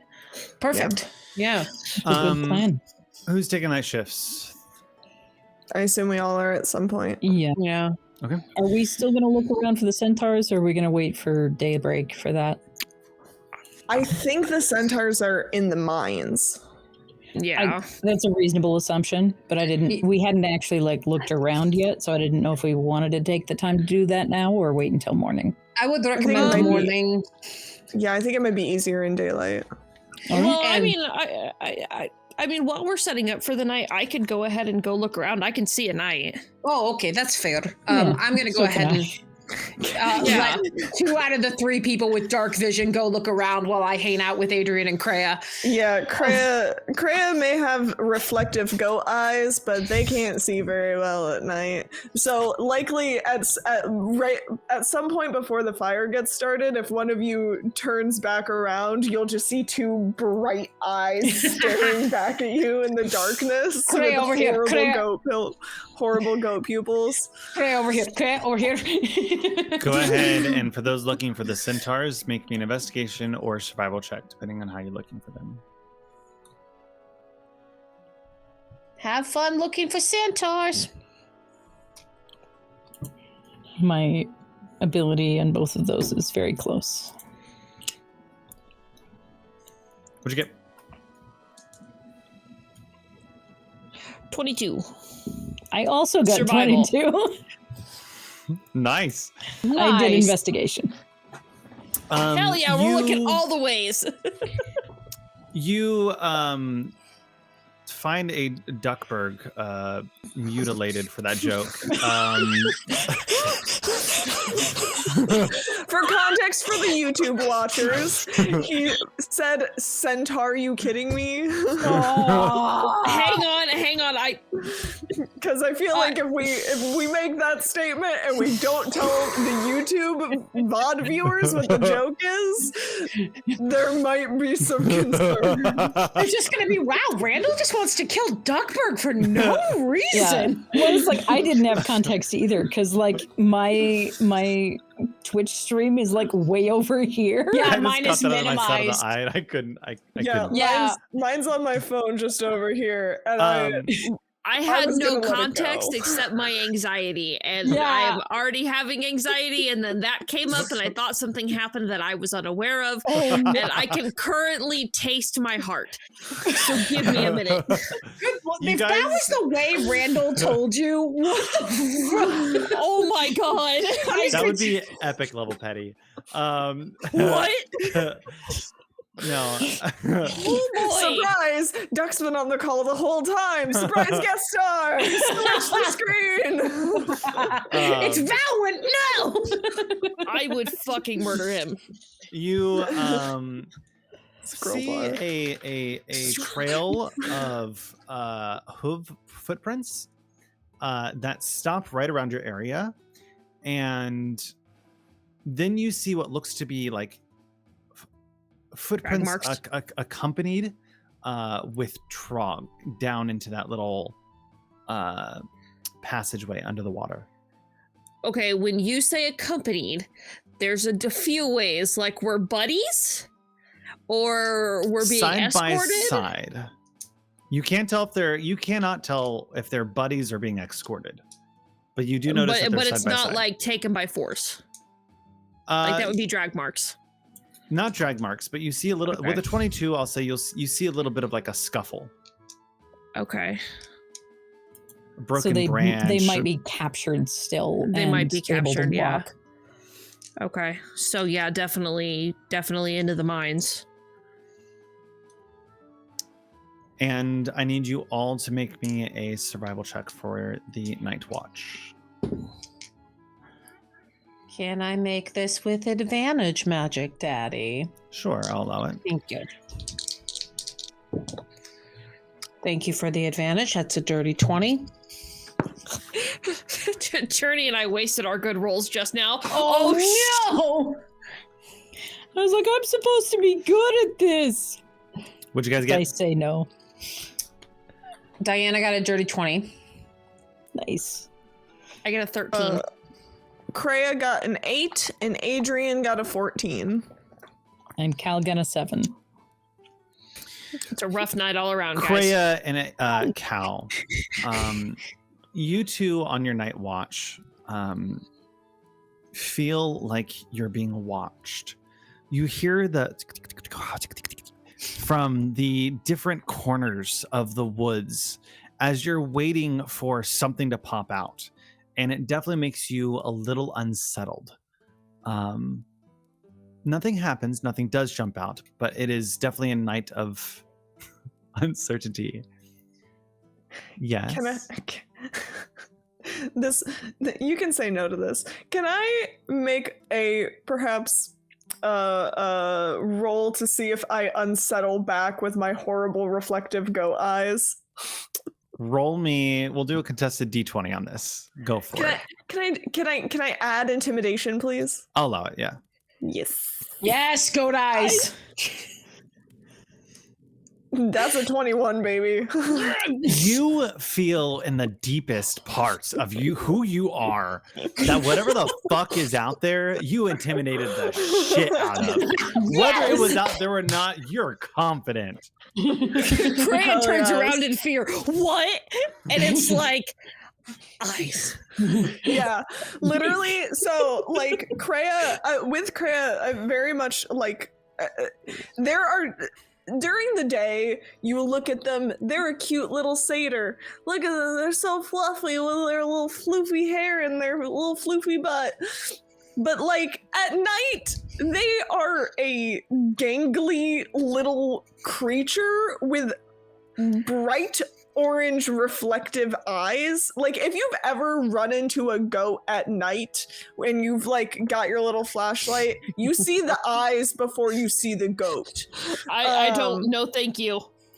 And Nope. like very much the like they're slightly lit up by the fire, and between the horns and the eyes, it's horribly unsettling to whoever takes the watch, to whoever wakes up and decides to take watch after Kreia as well. I imagine would see them and be just a little bit unsettled. Can I volunteer as tribute for seeing the eyes? I'm genuinely afraid of goats, and I'm doing my best. I'm so sorry, my love. You see that when Diana gets up for watch, there's just a moment. Oh, hi, Kreia. Hi. How did everything go? There's stuff out there. Oh, They skitter. duly noted. But like, you know, I give them the once over, and then held down the fort. I'll tell you what, if I were a monster in those woods and you stared at me with those eyes, I would be pretty terrified. Go get some sleep. They blink at you for a second and they go, okay. And then I have my dirty 20 thing, then it's fine. You all take the rest. Take a long rest. Thank you for the long rest. Looks like you need it now. And Yeah, I wasted one. I literally wasted 2 spell slots not on combat. And you wake up and it is a brisk cold morning where the air from the top of the mountain has kind of settled down on your area, creating this dense fog kind of covering over that large falls with the river in it. And as you guys wake up and get ready to start your day heading into the Mithral Mines, we're going to take a break. Sweet. So we're going to be back at 9:17 or 17 after the hour, wherever you're from. Remember to get up, take a little stretch, and we'll be right back. Hello, and welcome back to the School of Nerd Coffee Dungery. I hope you had a good break. I did. I went downstairs and ate some Rita's ice cream. I fear that you're gonna get fought for being calling it ice cream. You mean Italian ice? My water ice. Your water ice? My water ice. Hate it here so much. It's water. It's just water. I don't care where water. you're from or who you are. It's water. WATER. Water. Well, except for my husband, we go in. It's you can't say water. It's water. You have to say the T. Water. Water. I'm from New York. We say water. Water. They say water. New Yorkers say water about 80 different ways. Some of us say it like Philadelphians. Some of us say it like Bostonians. Some of us say it like something in between. Yeah, I don't. Water. I don't know. It's just water. Coffee's more contentious in New York. I always tell my husband, if I pronounce the hard T in water, I sound like a pretentious twat. I felt. Fair. We did have Annoying Apple and Taco Master. For that, thank you for the follows. Welcome in. And okay, that's a good that combination's a good snack. Oh, now I want some tacos. Master. I don't want tacos after Taco Bell this weekend. Taco Master was my nickname in high school. Fair. I quit. Was that because you like tacos or for another reason? I guess you'll have to ask people that I went to high school with and find out. Okay. We have to do some social archaeology. Yeah. You don't want to dig into my personal backstory. Are you saying you want to do anthropology on Bonnie's high school life? I figured there was going to be some digging, so I did intentionally choose archaeology. Carefully curated what parts of my life come through and what do not. High school is not one of them. Yeah, that was a rough time. Yeah, high school and college can stay all the way over there. Thank you. And that's why we put our entire lives on the internet. Hi. You get part of it. Listen, my parents found my 4th grade yearbook the other day. Oh, oof. Oh. Hey, I'm proud to have gone to Stony Anta. SUNY Oneonta is commonly known as Stony Anta because it's a party school.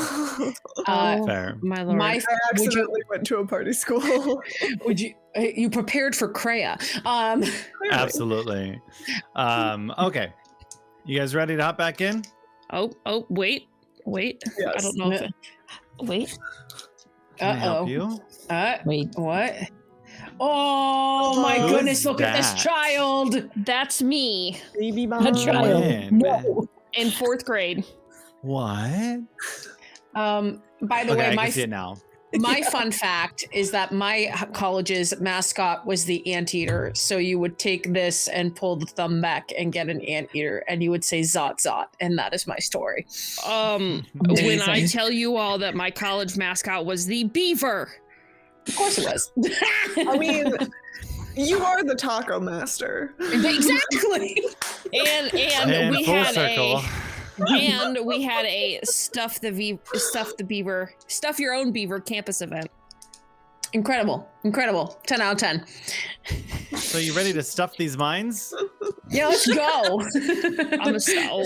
Time to go into these dank, dark caves. Are we gonna yeet some Not a meat into dank, this dark hole? night. Yeet the meat into the big dark cavern. It doesn't hit the back. Bringing it back.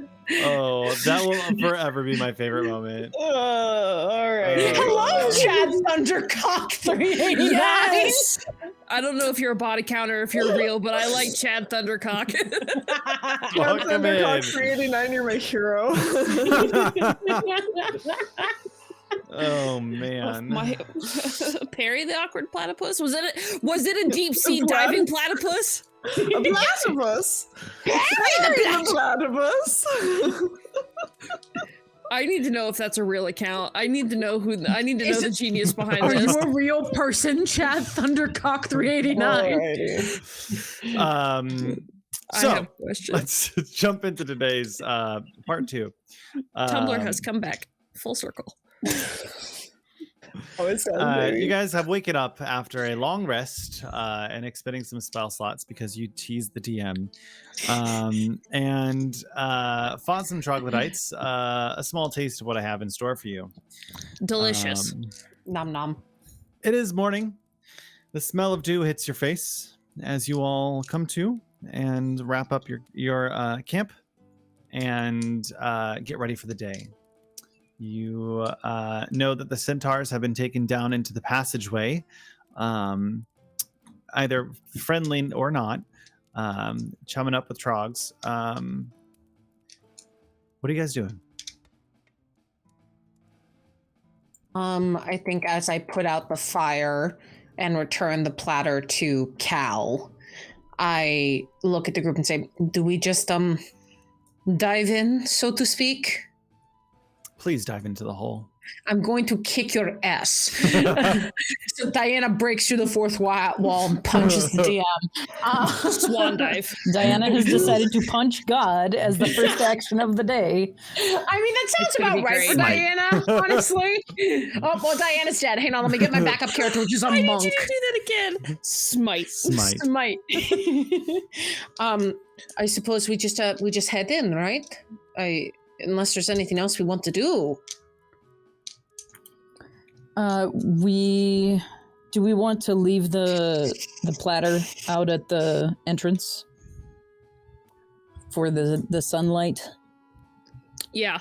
We can do that, yeah. I put the platter back. I get the sense that Kreia is having some deep thoughts at this moment, but I can't quite discern. Yes, I think leaving the platter at the entrance to at least reflect a certain amount of light in is going to be a good idea. The other thing that I want to do is, Diana, you're going first, right? I think so, yeah. Yeah. Okay. Because I would then like to cast Enhance Ability. Ooh, thank you.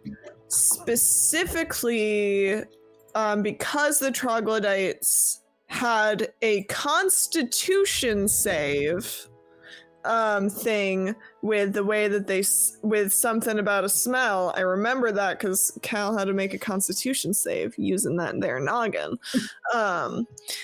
I am going to do, I'm going to cast it with Bear's Endurance. So you will have, so if we like run into these things, you will have advantage on, it lasts for an hour. You will have advantage on Constitution checks, and you will also gain 2d6 temporary hit points. Ooh, thank you kindly. So you get 11 temporary hit points. Oh, damn, thank you. And you have advantage on Constitution checks. Incredible. For the next hour. Thank you so much, Kreia. I figure since you're in the lead, and I don't remember if you said it was an arrow or not, so I'm just gonna do a thing. Brilliant. Tatiana. With that also, I would like to go ahead at this, to really just to like buff up Diana because we're going sort of essentially into the unknown. I would like to go ahead and cast guidance on Diana so when we get into the cave, we just like can get good. Essentially. Sure, I appreciate that. Diana takes psychic damage and does not know why. So essentially, Diana, you can roll a d4 and add that number to your ability check, right? And then with that said, because guidance is a divination spell, using my blessing of foresight as a cleric, I would like to give Cal some temporary HP. Because for some reason Cal seems to be everybody's favorite target. And so I told you Cal people wanted to kill me. I don't know how else to tell you this. So Cal, you're gonna gain 7 temporary hit points as well. Brilliant. Thank you. The fuck out of this. Thank you, Tati and Kreia. I have nothing to buff you, but if you need a bird, and I point at Aaron. Nothing to buff you but my heart. That's what, this is repayment for letting me not shoot your bird. I appreciate you. And you see that Aaron actually kind of flutters over to your shoulder a bit and kind of gives you a little head bump and then comes back to me. And it hurts just a little because he's made of metal. I'm so sorry. Dost thy descend? We doth indeed. Verily. I'm so sorry. I'm sorry, Evelyn. I know. I'm sorry. I'm sorry. Isn't there a way to add temporary hit points as a temporary hit points thing? Underneath your hit points, you should have a plus temp. Yep. Yeah, it just lets me use a regular typing cursor. Yeah, like a selection you just cursor. type it I in. can't You just click on it. Yeah, you just type it there. Box. There's not a box there, just a word, and it acts like a box. Okay. Yep. That's makes that sense. mod. Oh my god, Chad Also, approved. Chad approved. Yes. Chad's real. We can end the game now. We don't have to do anymore. Thank you, Chad, for proving your realness to us. I appreciate your username as a former shit poster. Former. Are you guys heading down? Yeah, we sure are. What order? I'm going somewhere. I'm going first. They buffed the hell out of me. Seems like I should probably go first. Kreia and Adrian will take up the back. No. Kreia and Adrian will go in the middle because you guys can't see. Oh, it's dark, ain't it? Yeah. I don't know how far that light's gonna reach. Unless we're gonna light puzzle the hell out of this cave network. Yeah, no. I don't have a bunch of mirrors. Unfortunately, That we can set up the light puzzle. Cal out of his pocket. Platter after platter. Just mirror. I do have candles. I have torches. Yeah, I know we have torches. You have a candle. I've got a tinderbox if you want to use it, Kreia. I don't know if you have one, but I can give you the tinderbox if you want to light some of your candles. So what order are you guys going in? Diana. Who's going Adrian. Diana, Kreia, Adrian, and then Cal, and then Tati, or Tati and then Cal? I can go in the back. I've got higher I was going to AC. say, people don't like to let me go at the back of the group. Well, I worry about you getting hit. I worry about all of you getting hit. I'm pretty sure I'm technically the party tank. Technically, yes. You have the highest Clerics AC. make great tanks. They do. So. Yeah, I was going to say, you have heavy armor. And my AC is a 17 without a shield. Yeah, Adrian and I are 16 AC. So I'm 12. Diana, go ahead and take an inspiration from JB in chat. Aw, thanks, JB. Oh, that's nice. Oh. And I'm gonna get to the point. So you guys start to head down this cave. Point do in this. Thing? What? You guys start to head down this side path as the water kind of rushes over, and the smell mixes with this fresh dewy air and this stench from down deep below, and the closer and closer that you start to walk down, the more that stench kind of mutters in with the overall feel of outdoors and just rank. You are walking down this kind of side entrance, or what seems to feel like a side entrance, you walk through this tunnel, and it deflects an endless cascade of waterfall from the Great Falls. The ledge grows narrower as it continues to go further down into the base of the mountain, stretching for a quarter mile along a sheer cliff of slick black rock. Beyond the ledge, the translucent water spills down into the rocks below. Cold white mist fogs starts to obscure a little bit of your vision as the warring water drowns out any other sounds. And you get down. It feels like you're walking for a while. It really does. Probably it's only like 3 minutes, but as you kind of like walk around this circle, getting down into the depths of this mountain, you spot the entrance, a hole in the side that starts to lead into the mountain instead of around it. Here we go. Let's go. Here we go. Here we go. Thank you, Evelyn. Oh, that was good. You're really good at that. How adorable. Okay, so we are going to do 2 things. The first thing I hear battle music. I was like, it's just scary. It's all just scary. Scary. While you are collecting your thoughts there, I was going to ask if there was any kind of decoration around this entrance, or if this seems to be more of a natural entrance to the cave. This one catches you by surprise, because it feels like a natural entrance. And from what you recall from Vulcan, they had escaped out the front, and they had blown up the front of the entrance. It was caved in. Point of order. Did I give you back I would assume I gave you back your talisman, Cal, because I was wearing it. I gave it back to you, or am I still wearing it? If Diana tried to give it back, Cal would have insisted that she keep it. I think while we're, because you're all the way in the back, I don't think I can really talk to you is the problem, because I'm just sitting here going like, why does it feel like this? Like, are we close enough that we can have a conversation? You absolutely are, yeah. Cal, why is this so heavy? Everyone will hear this because you are at the front and back. Yeah, we have to yell over the falls and stuff. Hey, Cal, why is your necklace so heavy?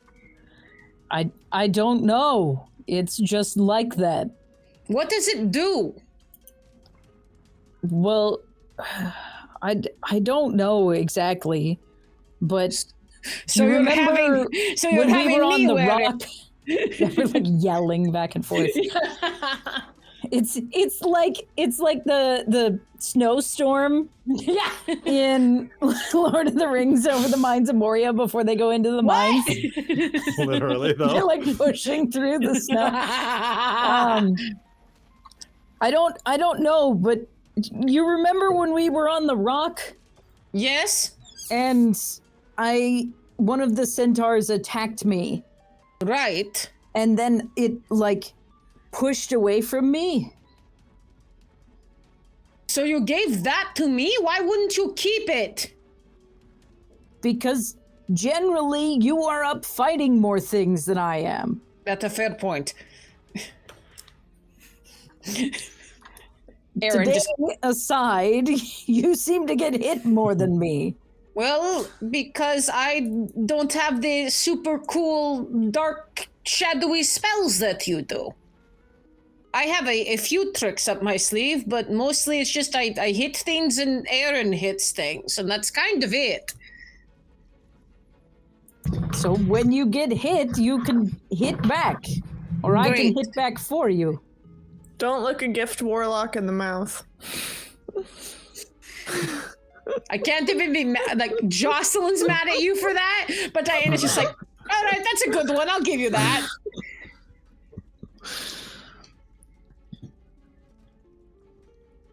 Okay, we are in a cave. Yeah, we should move forward. We sure are. All right, we're gonna keep moving forward. Cal has like a whole moment going like, what's weird about my mouth? Like, I know my eyes are weird, but what's weird about my mouth? I'm just It's moving. not anything to do with your actual mouth. Wait, what? I thought that was what do you call an idiom? Can somebody move Adrian? Oh shit! Yep. Nah, fuck that dude. Oh god damn it! I have to move him. Okay. Hold on. Why can't I move Because myself? it's paused, guys. Why? I was told to move Adrian, and then the game was paused. Move Adrian, psych. All right. So is that up at the side? Is that like what is this? Okay, pause. Hold on. Listen, I'm trying to Keep get going off. places. Diana runs down the hall. Can I move myself backwards? Yeah, can I move myself backwards too, please? Yes. There we go. Okay, I like being here. First time I gotta give you a map to go run around, you guys are like, okay, bye. Hold on. All right, so this one is going to be a little bit more dungeon crawly. I'll kind of describe as you guys go through this. So you guys get down into this tunnel, and you see this fork that splits the tunnel. The natural tunnel runs for about 50 feet at the site at a slight incline. The floor is wet and moss grows along the walls and ceiling. The floor is well used, covered in tracks of foul creatures from the waterfall. The tunnel eventually forks. To the left, the tunnel continues to a network of natural caves. A terrible stench comes from this direction, along with the echoing shrieks of pain and horror. To the right, the passageway becomes a stonework passage. Centaurs. Yep. Take me to my boys. Or girls. We're gonna or run down the left, I think, towards the centaurs. just like watching these little tokens run. Do we want to catch them by surprise? Right. We should maybe sneak. Tiptoe. Tiptoe. Yeah. Through the cavern. That is where we'll be. See, I will never not go to Pirates of Penzance. Yeah. Every freaking time. It is always my God. Captain Dread. And it's Oh my god, time. I'm having flashbacks. Pirates of Penzance was the first play I was ever in. Ooh. That And, tracks. Like, listen, you. I'm listening with both ears open. See, It was the first play I ever did. It was community theater, and that just sent me all the way back. I actually wore that t-shirt the other day, and some dude in a store was like, "Hey, are you on Broadway?" Nice. Nope. Also, you should have said yes, giving out your autograph for $5. yeah, I'll sell you my autograph. Also, Everyone make me a stealth check. All right. My God, it's like Randall wants to play D&D. Oh, come on. Gotta wrangle you hooligans. Never.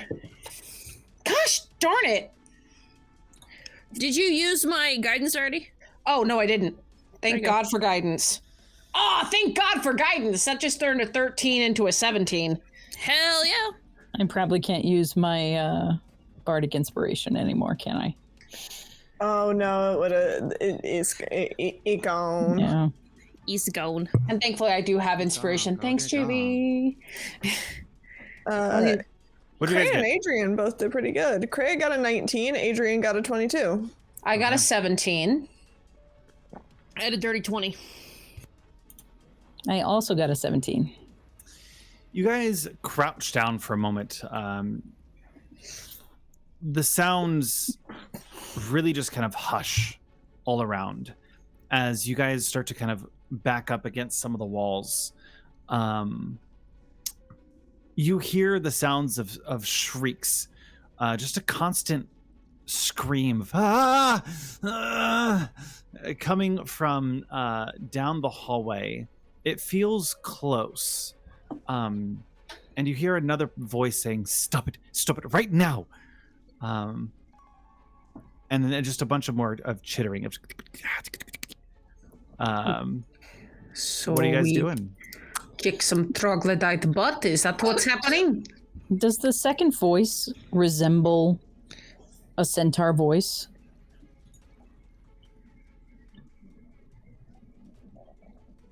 What does a centaur voice sound like?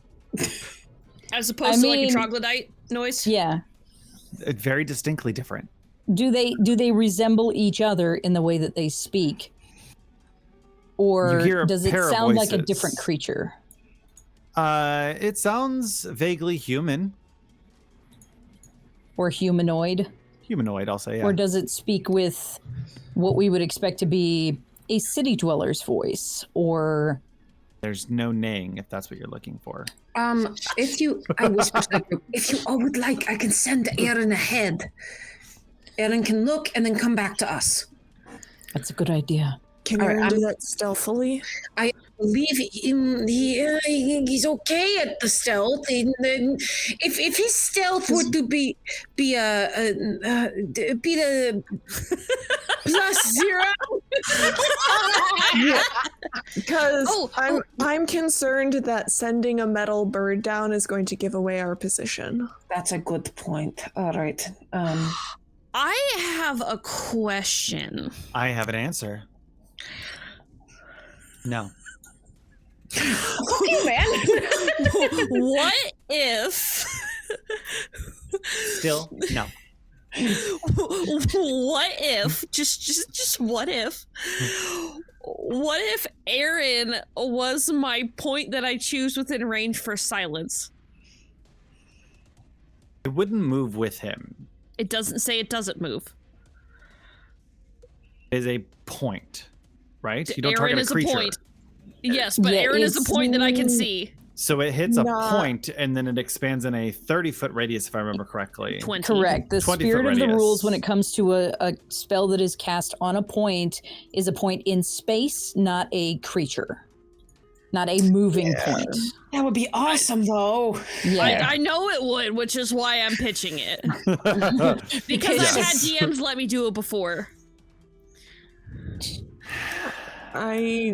No, it's going to be too OP in this moment. I hate you. I think that if you like, I could we can do our best. Would my inspiration from JB possibly be able to be transferred to my Stim Fae? Your Stim Fae is under your guys' stealth attack right now. It's fine. It is stealthy. Okay. So it's under my stealth. Brilliant. Yes.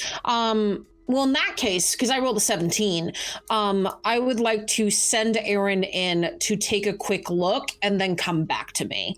Okay.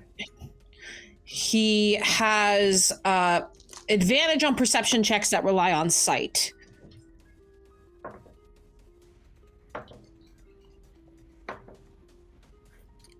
Alrighty. You see as Aaron goes down the hallway, it sees one corridor to the left. Is he going to take that left, or is he going to continue going straight? Oh, he can't smell. That's the problem. I'm going to say that he is... yes, Tati. Out of character media, would it make sense? I don't know if this would work, but would it make sense if Aaron scouted one length ahead at a time? I think that's a fair point. Yeah. And then I don't know, like if there's a signal between the two of you that you have worked up that like then we can kind of track and go, so we don't have to worry about puzzle piecing him around. Yeah, so the problem is that he has to come back and communicate to me, which is totally fine. So I'm just going to have him go to the fork. I'm not going to risk sending him down one of the ways, because that's a good point, Tati. You don't want to like send him and then suddenly there's no bird. So he's going to fly back and basically just communicate that there's another fork. And the way that Aaron has never communicated in front of you guys before, and it sounds like just not in an unpleasant way, just the clicks of gears. Just like as its beak opens and closes, and then it goes... And I go, oh, ending or further? Because apparently there's two ways in the road up ahead. Either to the left or straight on. What do you want to do? Tati runs forward. I don't like not being able to see in the description. It bothers me. So now I can see. Now I'm moving in tandem of what I assume as we're going towards the fort. Yeah, we should move forward, and then we can figure that and take a look for ourselves at that point, and then As you well. guys head down the first tunnel and kind of take a peek to the left. Well, interesting. All right. I wonder what that is. You guys see. Oh God. I didn't mean to. I thought when you meant fork, I was like picturing like, oh, there's like 4 different directions we can go. I thought there was going to be more just down I and said then there was bam. a turn to the left, and you guys said fork, and I said, all right, that's how they determined it. So you guys head down. As you look to the left, you see a natural stair descending down into a cavern lit by a flickering, eerie fire of a roasting pit. The partially burnt body of a centaur is spitting over the pit. Across the room is a prisoner pen fashioned out of petrified timber. It is currently holding a centaur that is being tormented by a half-dozen loathsome lizard people. The creatures poke at the centaur with sharpened sticks and croak with delight when he cries out in pain. So we go and we go and swing in. Yeah, let's get us. Well, actually, never mind. Nope, because I want to get the surprise. Actually, okay. What's up, Crab? Actually. Yeah, no. I cannot see where they are, so I don't know if they are within 30 feet yet, and it has to be within visual sight. So, never mind. Okay. We're paused. Cal is frozen in time. You guys roll for initiative. Great. Do we get a surprise round? Absolutely. Yay! Okay. Yeah. Cool. I'm just gonna roll it like this. Initiative is never a great time for me. I clearly need to take alert. Inspiration. Better than the last time, but it's still not great. Can I use inspiration on my initiative? I think you can. I can use inspiration on initiative, right, everyone? I believe. Or no? I don't know if you can. I believe you can. Checking right now. Can is discretion. You can use it on an attack roll, saving throw, or ability checks. Okay. Would it be considered an ability check? I am happy to take a note. Well, all right. Inspiration's is advantage, right? Inspiration is not advantage. Inspiration is an additional die that you add to your roll. It is like that throughout, whether it's Yeah. DM, That's what I thought. I don't know why it DM said that. That's why I was inspiration or confused. bardic. Yeah, and I'm happy just to take the flat initiative. It's not a big deal. Okay. But without Bardic, that's totally But I'll fine. look at that more in detail later. Sounds good. Great. What'd you get? It's not. Foundry's not rolling it, so I got a 19. Who am I missing? I'm missing Tatiana. 17. And Diana's I'm a missing 12. Diana. That's a hot 12.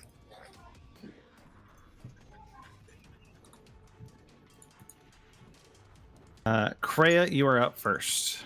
Okay. I'm. Tati, are you actually right there? Or because you were in a different spot before initiative, and I was going to move right there if you were not. I mean, I would say Because I want to try and see. You can probably squeeze in that same space. Yeah, for this, because it is a very tight. I will allow you guys to double up in spaces, but no more than 2. Okay, just because like I was thinking like because I played a halfling recently, and that is a specific mechanic to be able to occupy someone else's space. So that's why I was wondering. Then I'm gonna try and go actually right here. And I'm going to cast Bane. And that is a how big is that? It is a 30 feet. 3 creatures. Feet. 3 creatures within. You can see within range. Range is 30 feet. I'm pretty sure those are all within range. Yep, getting them all. Alrighty. And what save is that? That is charisma. Alrighty. First one got a 17. Pass. Second one got a 16. Pass. Third one got a 19. Fuck. Pass. Fourth one got a 5. Fourth one? I don't even see the fourth one. No, I can only do 3. You can only do 3. Okay. I can only do 3. Cool, so they all pass. And Rude. I spell slot. Also, Roland, thank you so much for that subscription. 5 months, baby. Randall, how long have we been going so far in terms of like in-game time? In the mountains. Since entering the entrance back up at the surface. Gotcha. It's only been, 3-5 minutes. Oh, Hasn't okay. been much. Yeah. Oh, okay. I just wanted to double check. It's not like a super intensely deep mine. Yeah, I just wanted to check for enhanceability. Thank you. Yeah. Then I'm gonna bonus action give a bardic to Tatiana. Okay. And it cannot roll below a 2 on that die. So if you roll a 1 on the bardic, surprise, it's actually a 2. Alrighty. Nice. Is that the end of your turn? That's it. That's all I got. All right, Tatiana, you're up with Adrian on deck. Okay. What you got? So I'm gonna march forward. This guy. I have a question. Is the centaur that's on the roasting pit, is he alive? Yes, he's currently screaming Okay. and rotating. Okay. Neat. But I he hate looks that. really rough. Okay. Really rough. That's fine. That's fine. I can. That's not a big deal. So bonus action, spiritual weapon. Because I'm gonna cleave this troglodyte. The one right in front of you? Yeah. Go for it. Send it. That would be 17 to hit. 17 hits. Hang on. Well, then what is it? How do I roll the damage? Damn it! Roll the damage. No damage for you. Okay, here we go. Because Foundry's weird with how it's doing the thing, but it's because I set it up funny. Okay, what you got? So, and then I want damage.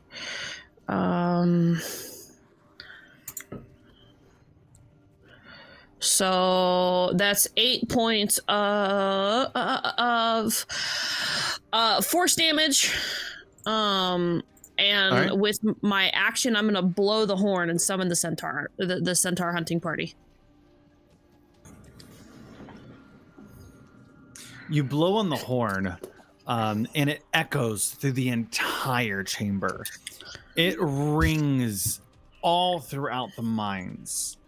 And you pick up chittering from other areas. I was concerned, but I'm gonna bring in 13 little homies. Alrighty. Is it the end of your turn? What's this black box? I don't know why that did that. Oh, that's my spiritual weapon. Okay. I don't know because it's within 5 feet of me, but Okay. I thought I was supposed to. I was trying to figure it out. I don't know. I don't know how to move it. I gotcha. Cool. Yeah, it's just it's yeah. I don't know, but So it then was your being turn. weird. Yeah, that's the end. All right, Adrian, you're up with Diana on deck. Sure thing. Diana.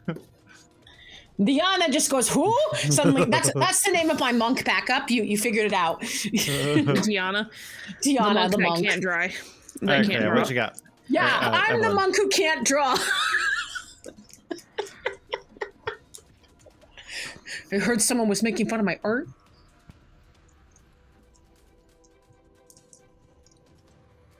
Adrian. Adrian. Oh my god. My brain was like half here. Okay, Adrian. What's Adrian gonna do? That's a hell of a question. To think about it really will take some time. If I Adrian is going to. Okay, am I on the wrong tool? I might. Can be I on just the say wrong tool. props to Evelyn for taking on 2 characters tonight? Much Heck appreciated. yeah.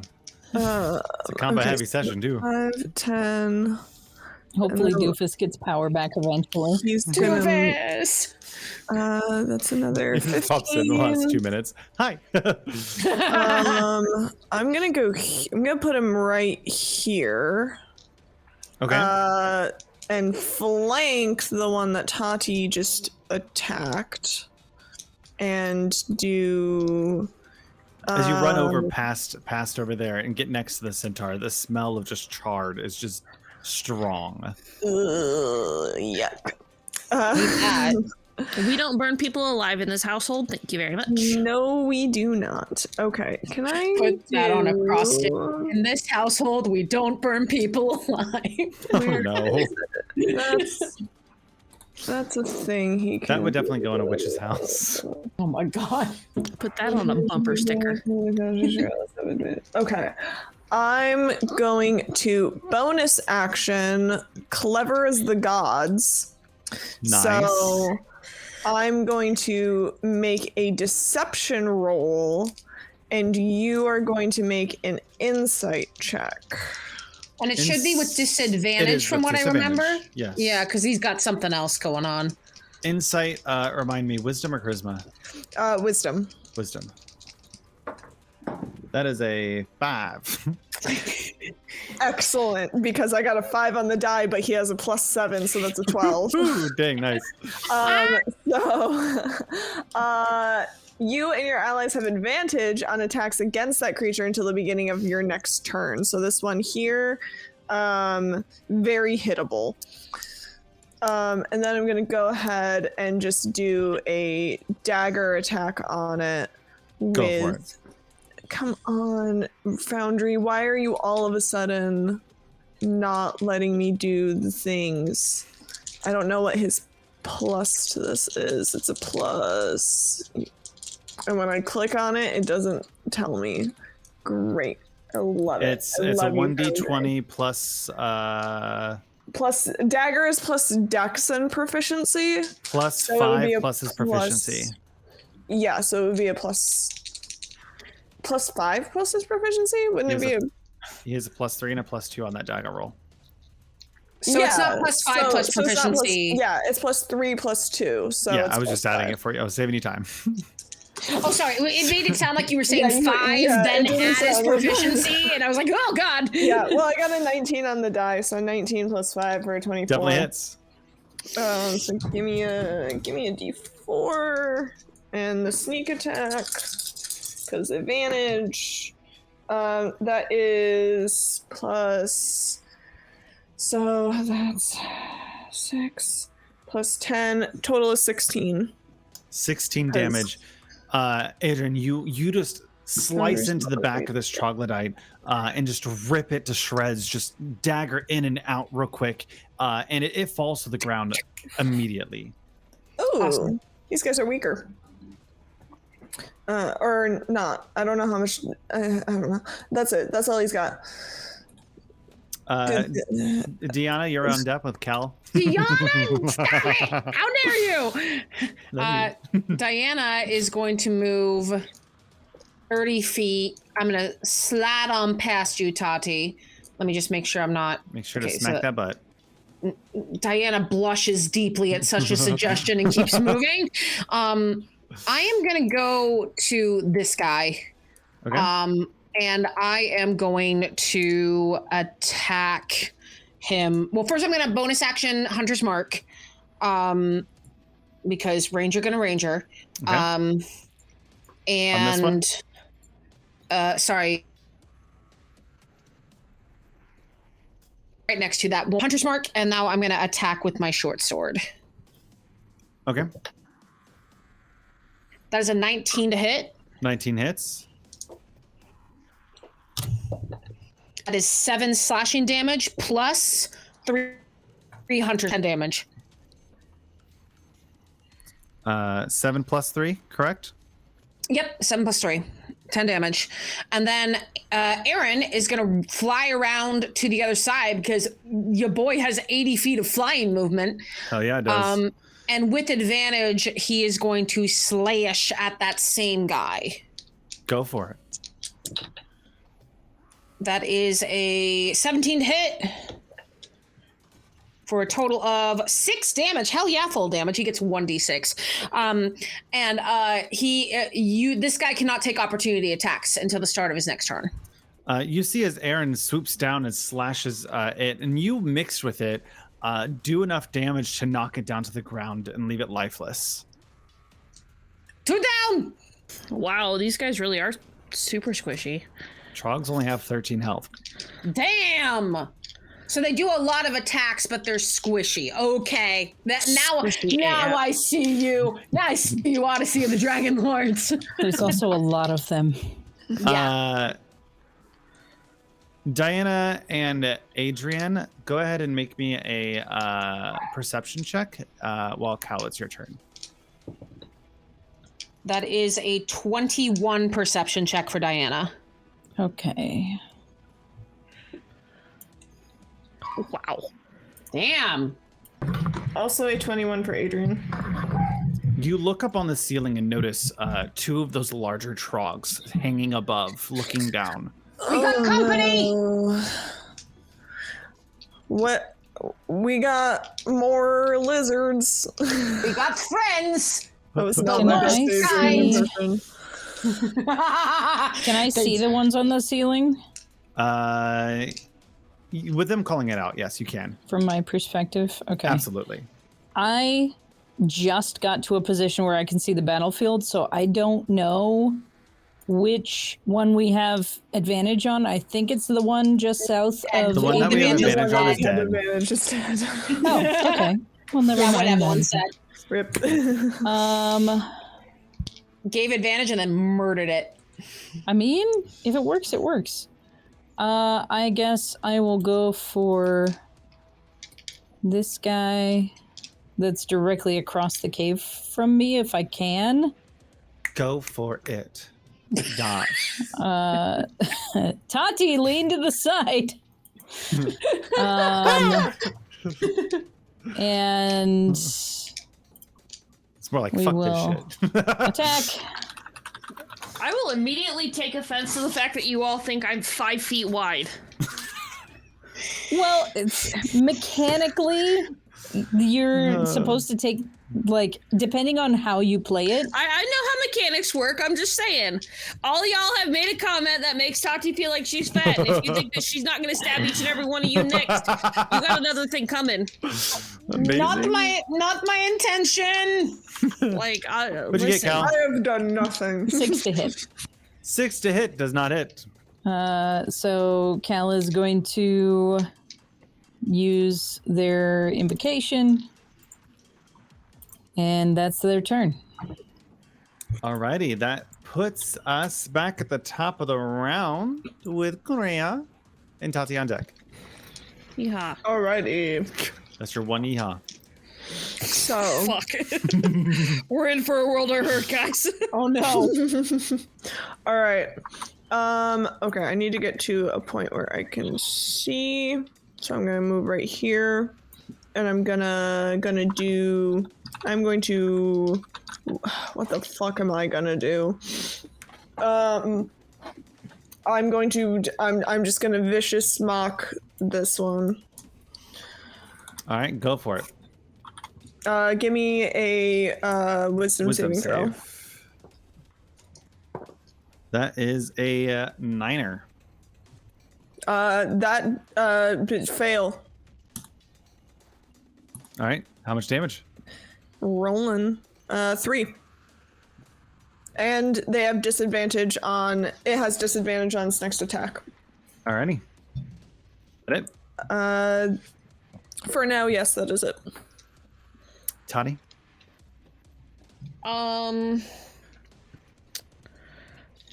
I would like to. Hang on. I'm not. This one would be. He's like in here, by the way, and this one's on this, but I don't want to cover you guys up. He's on the fire. What is that big thing? That is is that the centaur? The centaur in the cage, and there's one on the fire. They're just so big that they will cover literally everyone up in the room. Well, all it looked like was a centipede with boobs. To be entirely honest, that's all I can see.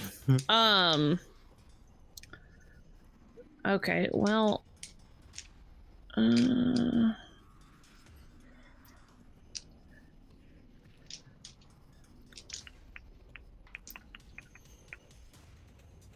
What you doing? I am.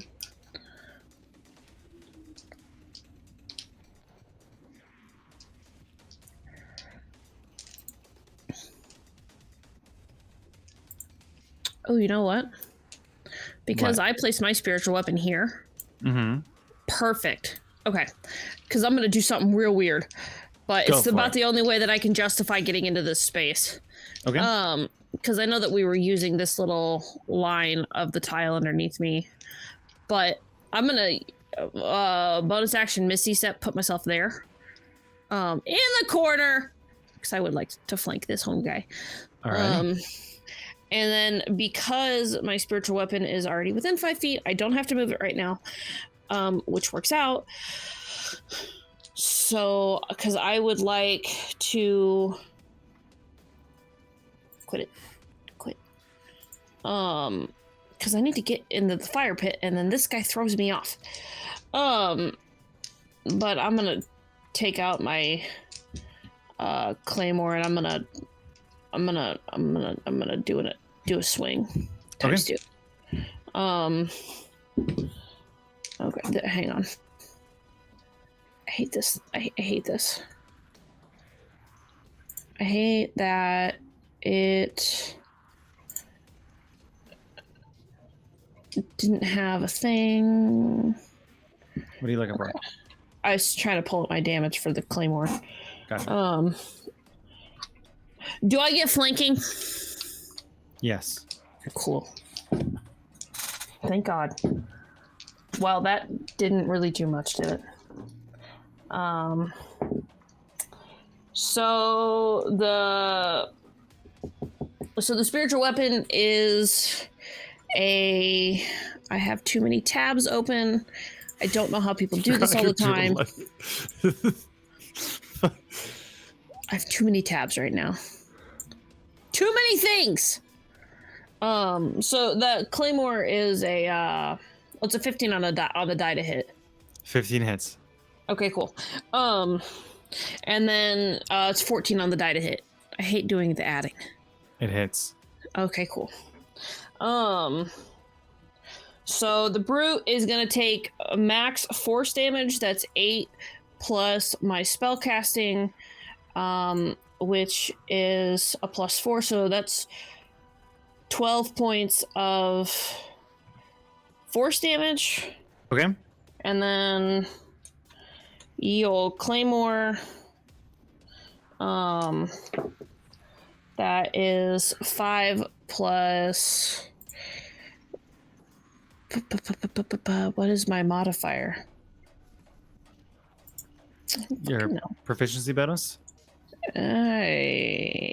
Sure. Yes. Right now, I believe it's 2, if I'm correct. So you're gonna take 7 points of slashing damage and 14 points of force damage onto the brute. Awesome. You see, as you just lay into it for a moment, it just eats a whole bunch of damage. Is that the end of your turn?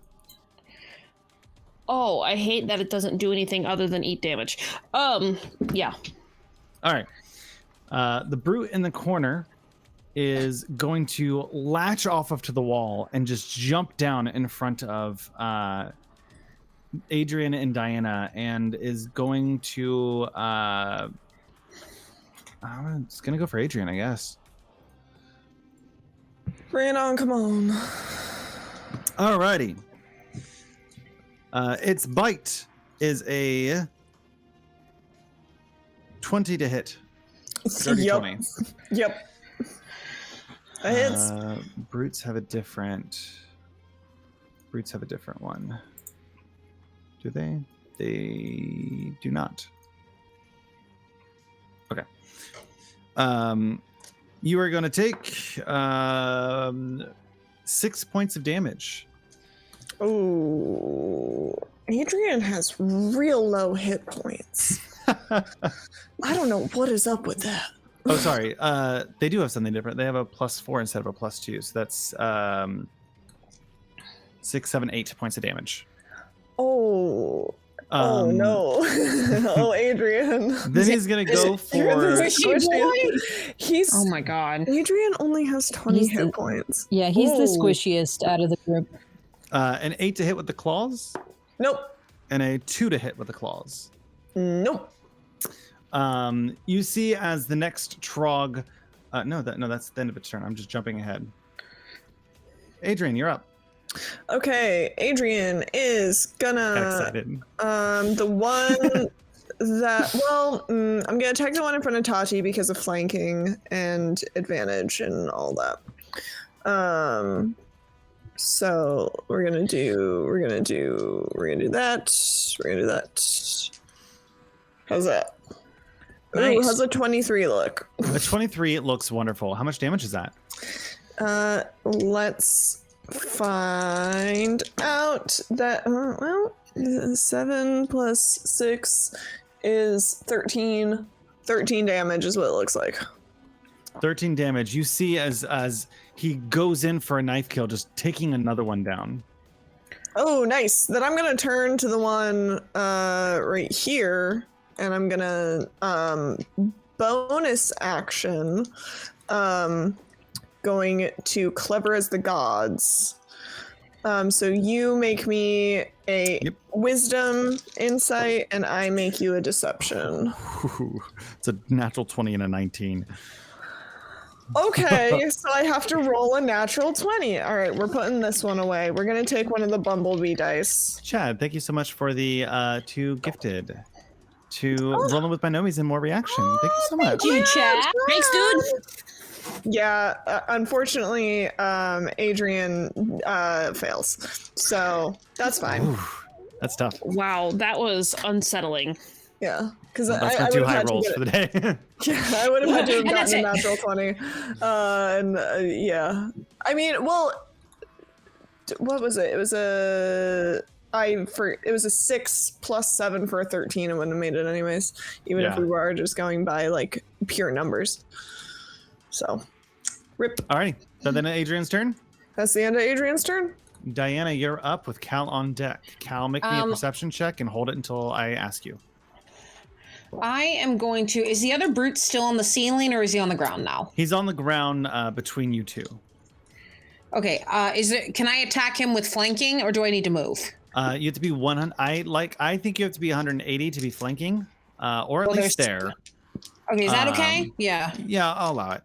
Okay, thank you. And you're totally welcome to say no. I am going to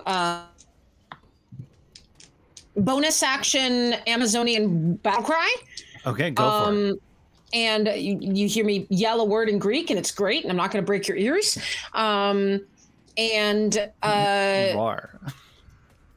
Rawr. I'm Diana. Rawr. That's exactly how it goes. Troglodytes, what are they? Are they monstrosities? They are not. Or are they beasts? They are humanoid. Is humanoid? Okay, hang on. What are my favorite enemies? Hang on. I'm so sorry, everyone. I might have the advantage to do something with a favorite enemy, and I'd be very, very excited if that was the case. because Ranger gonna freaking Ranger. Favorite enemy. While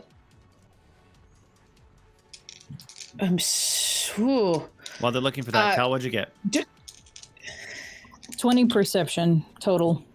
You hear the sounds of footprints coming towards you down the hallway past where you guys are coming. Unfortunately, I have beast, humans, and elves, so can't do anything with that, but I'm going to attack with advantage with my short sword. You're a freaking elf killer? Ew. The direction we came from, or further down, not the direction you came from. Okay, so further in the caves. Yeah, down this way. Gotcha. Look, it made me pick 2 humanoids, okay? I don't know what to tell you. That is going to be a 22 to hit. 22 definitely hits. And are you going for... Yeah, you're going for brute. Yes. Yeah, I'm going for the brute. That is 8 damage. And 8 damage. And I'm going to have Aaron fly over and attack it. I'm assuming no advantage because it's not technically flanking. Not this time. 15 to hit. 15 hits. 4 damage. And Awesome. it cannot take opportunity attacks until the beginning of its next turn. Awesome. Anything else? That is it. Cal, you're up. We have incoming. More troglodytes? Oh, yeah. They're coming up from the caves. Ah, shit. Cal is going to move out into this corridor to the south a little bit. I think. Yeah, you see as you head further in and that it splits into 2. It goes further in, but also splits to the left and to the right. Mm-hmm. And that's where you hear this chittering coming from, both directions. Yeah, I think Cal's gonna duck out a little bit and then back into this narrower corridor. Absolutely. So that they can't really get surrounded. And we are gonna hold... we're gonna ready Arms of Hadar. Okay. And that is my turn and that will activate if anything gets enraged. Okay. Okay. Is that the end of your turn? Yes. Alrighty.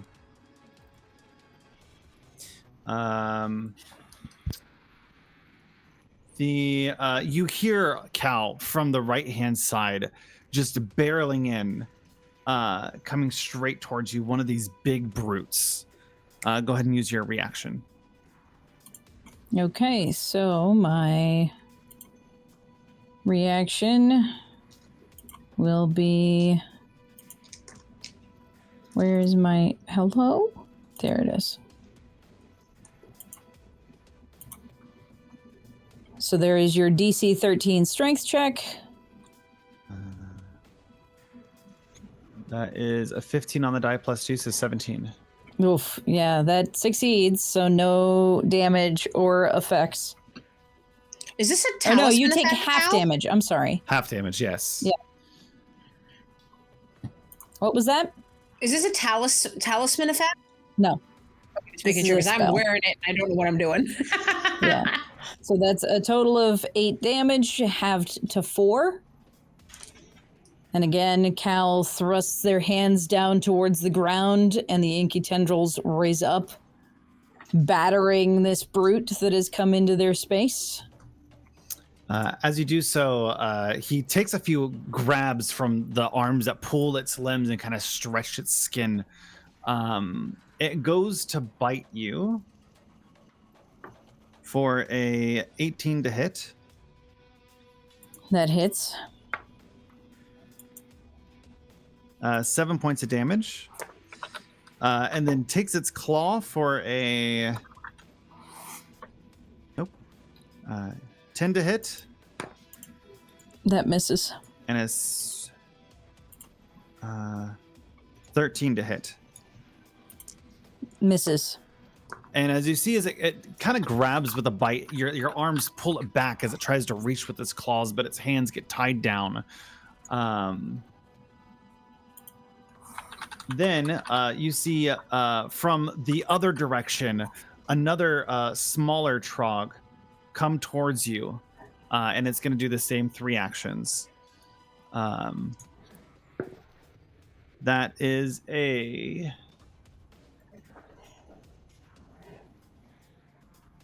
21 to hit. That hits. That is a 6 points of damage. Okay. And its claws are a dirty 20. Whew. All right. With a 4 damage.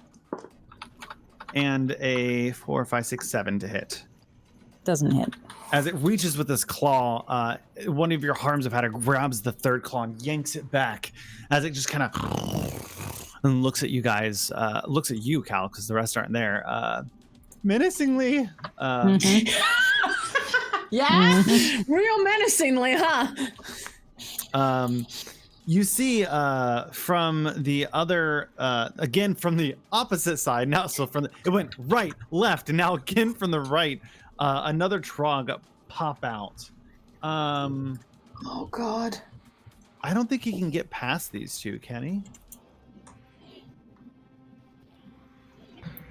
Technically speaking, no. 5, 10. I think if he, yeah, because he can't like get on the other side. So you just see like this Trog just like crawl around the cave, just kind of looking at you as this third one appears. Alrighty, now we're over here to this one that's next to Tati. That's just gonna lock eyes with it and just do a nom nom. I hated that. I loved it. 16 to hit. Nope. Damn. Bites with a 13 to hit. Nope. And a 12 to hit. Have a nap. You see as Tatiana just like puts their hand up and like a little ward appears and just pulls them back as they kind of attack this fake shield that appeared for a moment.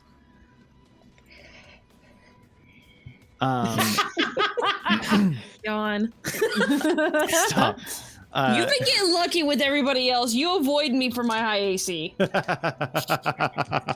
I will get you one day. Diana, the Trog that's next to you is going to attack. Same 3 attacks. And thank you, Chad, for the 200. That is a 13 to hit. Miss. That is a 9 to hit. Miss. And that is a dirty 20 to hit. Hits. You'll take... And I take 6 points of damage as its claw reaches towards you. Hang on, is that slashing, piercing, or bludgeoning damage? Slashing. I take half of that because I currently have an Amazonian battle cry. Okay. So that is 3 damage. 3 damage. Out of my 10 hit points. Thank you, Kreia. And that puts us towards Kreia. Cool. I'm gonna come help out Cal. Thanks for doing that. Try to go here. Okay. We're gonna move 5. We're gonna move 10. We're gonna move 15. And you know what? In a rare moment, y'all see Kreia. Y'all see Kreia just whip out a rapier and try and stab. Wow. Okay. I'm just gonna stab it. Fuck these things. Fuck this.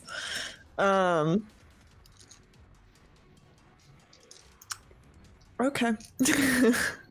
That's it. And I'll give Cal Bardic. Because I'm assuming an 8 does not hit. An 8 does not hit. Okay. All right. Yeah, that's my whole turn. You see as a brute from the other side now comes a little bit later to the party and just, again, corrals around the side. These two just ready to attack. Oh, these two are in the front. This group of 4 just chilling here. Need to free those centaurs. Tati? Okay. Bonus action. So that's why I did this. No, I want to move it. Let me move my square. No, I want to move my little square. Okay, I guess I'm gonna delete it. Because it's being a brat. Removing it. Well, There? I want it to come here. There. Thank you. I know that you're not going to give me flanking, but I want it there because then it helps me with the fire pit in a second. Absolutely. So bonus action, we move that. And it's gonna take a swing, and I'm gonna take a swing, and together we're gonna take swings. So the claymore to hit is a 13. A 13 on the Trog hits. Thank God. Yes. And then spiritual weapon is also a 13. Nice, both hit. So that's 8 points of force damage, and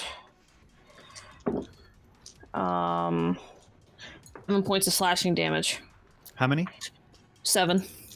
You see as you go in with your claymore and your spiritual weapon, both slashing from both sides, it just cleaves the troglodyte in half, and it falls over bleeding out.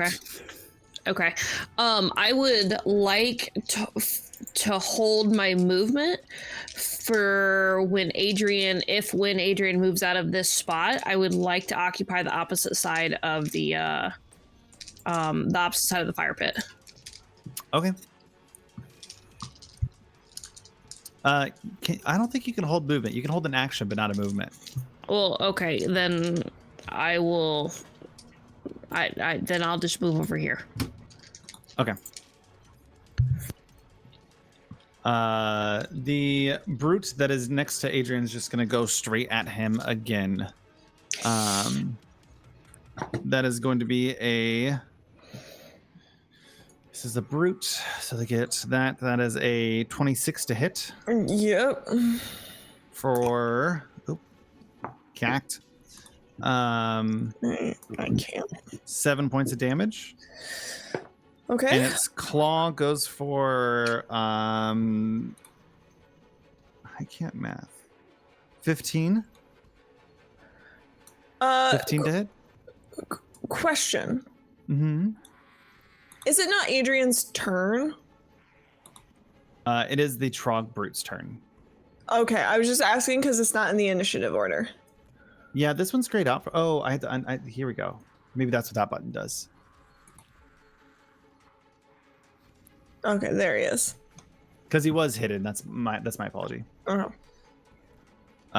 So that was a 15 to hit. 15 misses. Okay. And then the last claw attack is a dirty 20. Yep, that hits. I bet you Adrian's about to go down. 7 points of damage. Yep, Adrian's down. And I can't add that to my thing because I cannot. Well, would you? I mean, technically, according to the map. Doesn't Adrian have a skill though that lets him take half damage if somebody attacks him? Oh, uncanny dodge. Yeah, he uncanny dodge. I'm gonna uncanny dodge that last one. I don't think I can do it for every single one, but I'll do that last one. So that was 7. So he's got 1 hit point. It's a reaction, so you're absolutely right. You can only do it on the one. Yeah. And then he needs to disengage or something. Mm-hmm. Yeah. Also, he's gotta run. I know. Sorry. With that, Adrian, it is your turn. Yeah, he's gonna. I gotta make sure that I'm on the right thing. He's gonna disengage. Well, because here's the thing: is that as much as yes, he should disengage. Yeah, he's just gonna disengage. Bonus action, and then he's gonna move over here. And does he have a ranged weapon? His daggers are ranged. They are, but I would have to pick them up afterwards, and that would just put him right back where we were. So I'm not gonna. He's going to. How many what if you just threw enemies are in one? that room? How many enemies are in that room? There's 2 left in that room. Okay. So if he lodges his daggers into an enemy that gets downed before his next... I I know what I'm gonna do. He's gonna ready an action, and if one of them comes chasing after him out of it, he's going to attack it. Smart. Okay. That puts Diana. You're up. Great. I am gonna keep attacking the Sprute. Because both Tati and Aaron are there, would it be possible to get flanking? Yeah. Okay, great. Thank you. I appreciate your kindness. That is a 23 to hit. 23 hits. Oh, shoot. I forgot to do Hunter's Mark. Well, too late now. 8 damage. And so I'm going to then bonus action two-handed fighting, offhand weapon with my other short sword. That is going to be a 22 to hit. That hits. For an additional 5 damage. Awesome. And now Aaron is going to attack with advantage. That is 19 to hit. That hits. For 5 more damage, and it cannot take opportunity attacks. You see as Aaron goes in at these flurries of attacks, and it falls to the ground, lifeless. Whew. Diana just takes a breath. Cal, you're up. You are muted. Cal is going to attack with their spear. Go for it.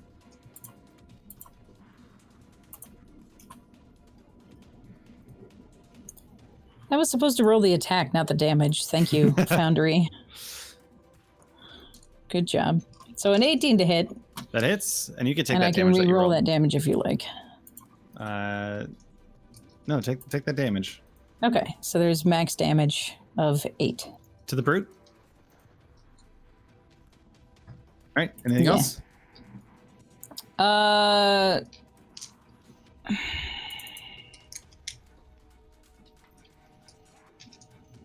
I'm debating the value. No, we're going to stay there for right now. So that's it. Alrighty. The Trog right in front of you, Cal, is just going to do his 3 attacks. Going in for a not starting off good. 26 to hit. That hits. That is a max damage, 8 piercing. Whew, hellish rebuke. Whew, nice. Go ahead and do I make a save or is that dex save, right? I don't remember. Dex save, yeah. Hang on. Oh, if it's a dex save, I did 11. Who's the brute is attacking me? Yes.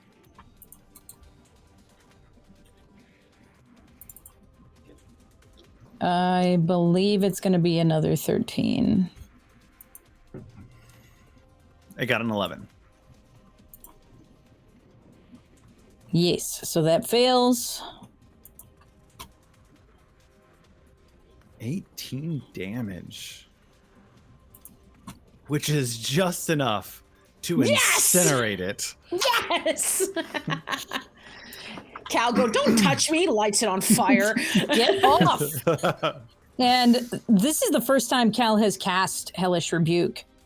And it is this strange, dark, black and silvery fire that comes off of them and like travels down the arm of the brute.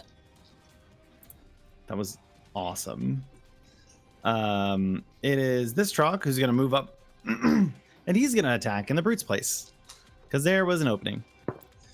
That's it's not going to hit. That's 6 plus 4. That's 10. 10 Nope, to hit. Not quite. Next one is a 21 to hit That hits. for 3 damage. And a 8 to hit. Which misses. 8 to hit. No, that doesn't hit. Then the Trog next to Diana is going to go in for Diana All right. with a 10 to hit, Miss. a 17 to hit. Yes, hit. That is max damage for 6 points of damage. Thank God for 10 hit points. Thank you, Kreia. And then a 8, 9, 10, 11, 12 to hit. Miss. And that puts us with Kreia at the top. And Kreia, you hear from deep within the chambers down this way a hearty chuckle. And you hear someone say, "Thou art being quite rude."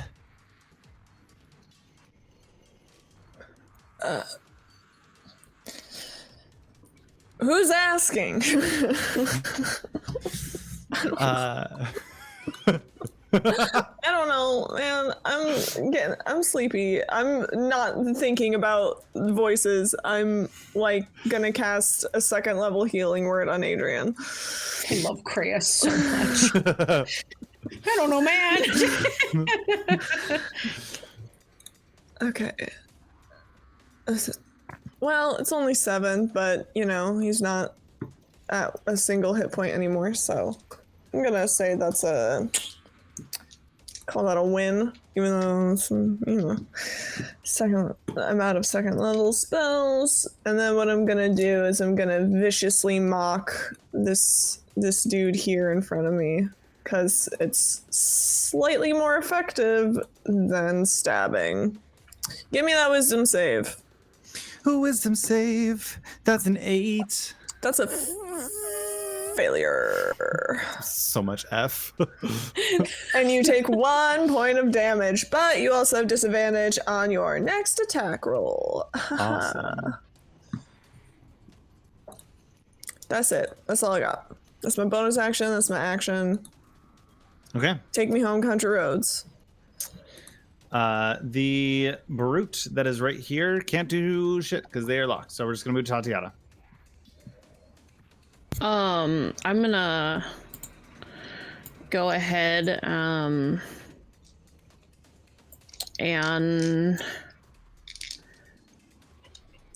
so you said that this centaur's on a It is essentially on a tied spit, and right? spinning to a spit. Yes. Okay. Kind of looks. He goes, "Please get me off. This hurts." I would like, I mean, I don't have time to untie him, but I would like to use my spiritual weapon to cleave through the wood down here. Okay. And then, because I don't have time to take him down and do all that. But essentially, then, I wish I had a way to, like, doodle on here. You know what I mean? Okay. And I wanna swing him from his point here. And I want to swing him around this way.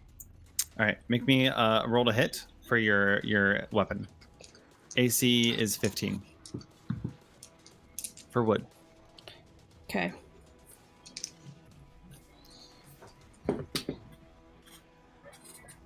Oh, thank you, dice gods. Fucking hell, that should not be that hard.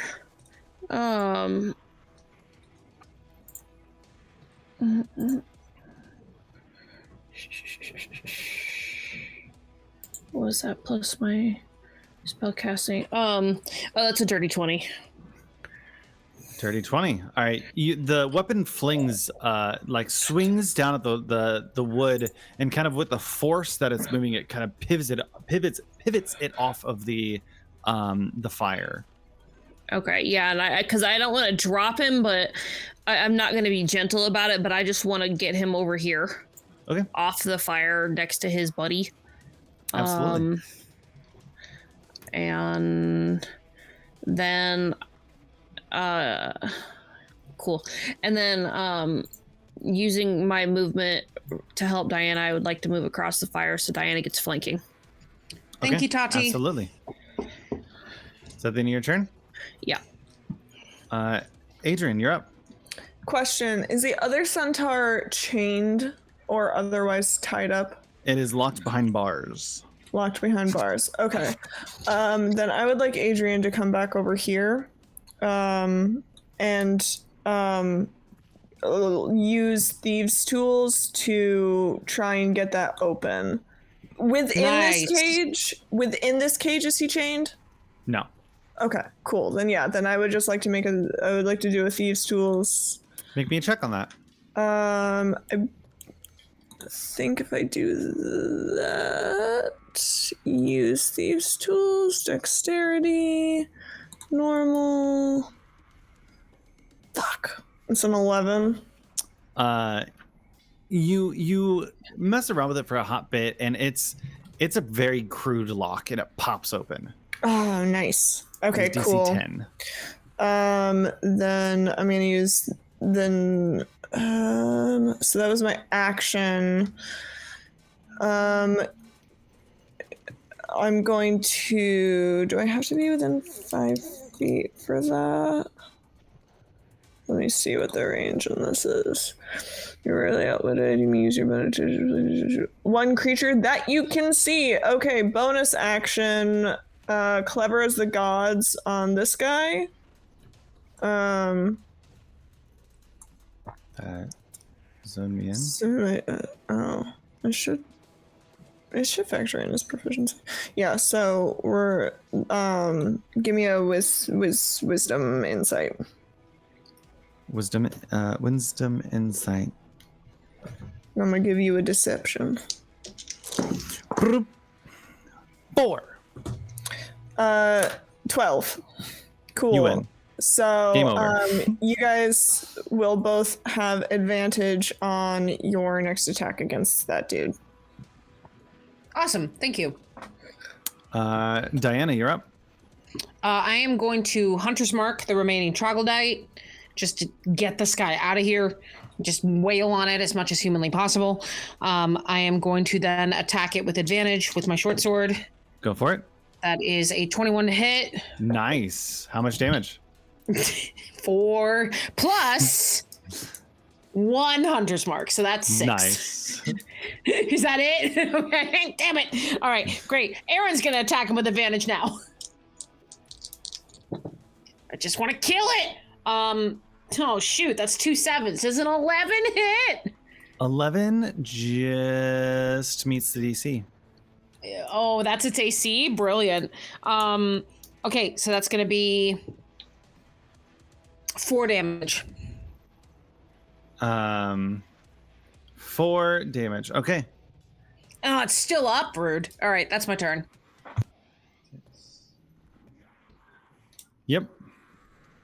Still up, just barely. Cal, it is your turn. I don't like not being able to see. Okay. Yeah, it's nerve-wracking, isn't it? Because I was in the same place before I moved forward. We are gonna do.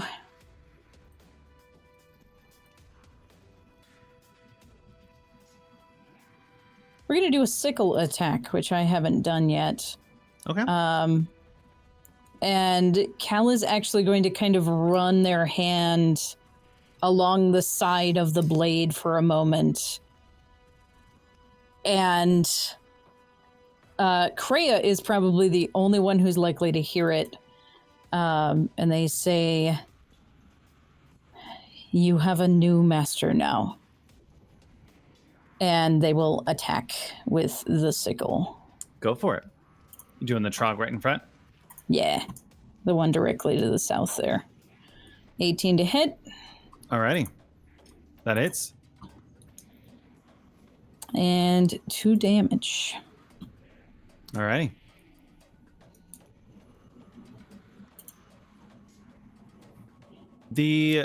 I don't like being here, so I'm going to spend my bonus action. Okay. I am surrounded by people and I don't like it. So we are going to do the thingy that I can do. Why is it not in the quick bar? I'm experimenting with new layouts for Foundries today, and I'm discovering where things are and where things are not. So we are going to cast Misty Step. Nice. And Cal waves their hand over in front of them, and they are surrounded by a shimmering, sparkling black mist. And Cal disappears and teleports right back here. But the initiative has advanced, and I can no longer move my character. There you go. Move again. There we go. So we're just going to go back like 15 feet right there. The Trogs, see, it's this one, then it's this one, and then that. I killed that one down there. The two Trogs over here move this way. This one goes over here, and this one moves over here. Uses action to disengage and move. And Kreia, you see a figure, this large Trog, much larger than all of the rest, stumble out from one of the hallways and goes, "Pray tell, what are you doing here?" We are rescuing some centaurs. Oh, no, that won't do. They are mine. You know, ownership of sentient beings is morally repugnant. So I'm gonna have to say no on that one. Would thy like to make a deal? Depends on the deal. Tell me what are the conditions that you're offering. Maybe I'll make a counter offer.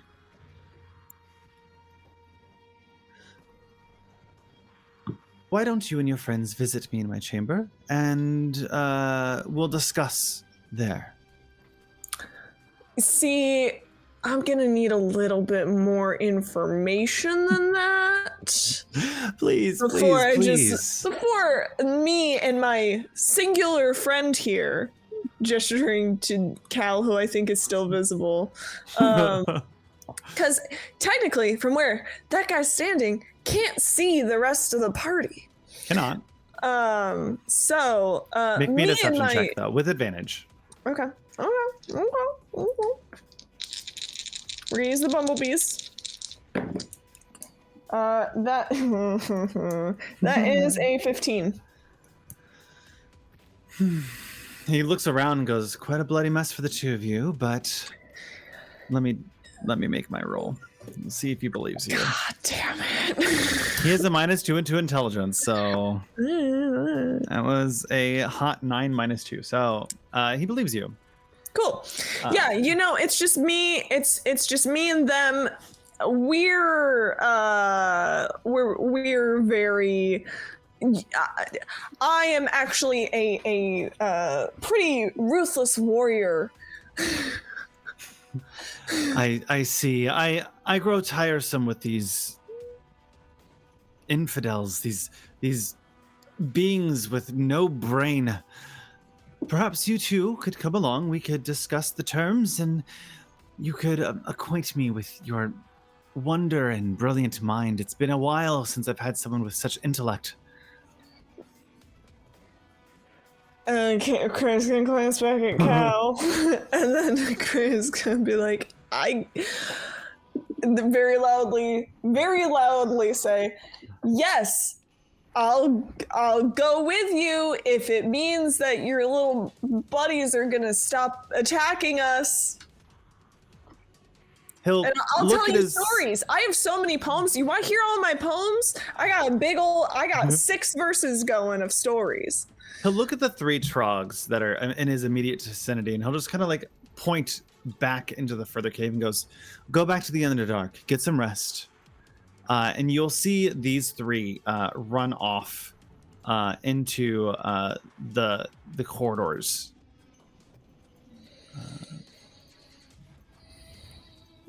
Them there. Okay. And he turns around and starts moving back. We're going to continue with initiative. And I guess I'm just following. Because the Trog that is with Diana and Tatiana are not aware of what's going on yet. Also, I got yeeted to the top of initiative. I should only have a 17. I saw that. I don't know what happened. I was going to ask. I was like, what? I thought I did something, but I don't know what I did. I was like, Stop clicking what? things. So So it's technically my turn, so I guess my stuff is just following this guy. Yes. Okay. He kind of walks. I'll let him start going down. He walks down to the south. If you'd like to follow, you can move. Yep. Cal, you coming with, bud? Oh, buddy. Well, There's my 30 feet. Tati, it is up to you. Make me a medicine check.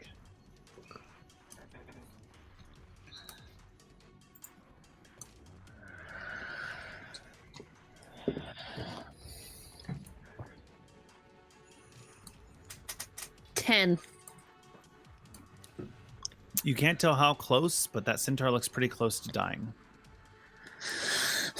Okay, neat. Love it. I hate it. Your turn.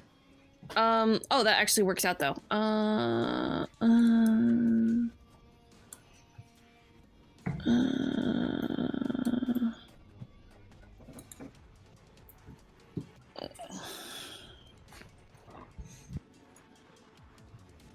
Kreia, as you've been walking south, you do notice a little side pocket off to the left there full of small broodlings. Yeah, I think as we're going, I am loudly talking. Wow. For the sake of like the others being able to potentially hear me through the caverns and maybe be able to follow behind. Wow, those sure are a lot of little broodlings. You must be proud. the Tatiana, only what reason do I'm you not got? addressing it is I'm just waiting for my turn. I'm gonna bonus action healing word on the dying centaur. Okay. How How many points? 30. Yeah, I've used both second level spells, so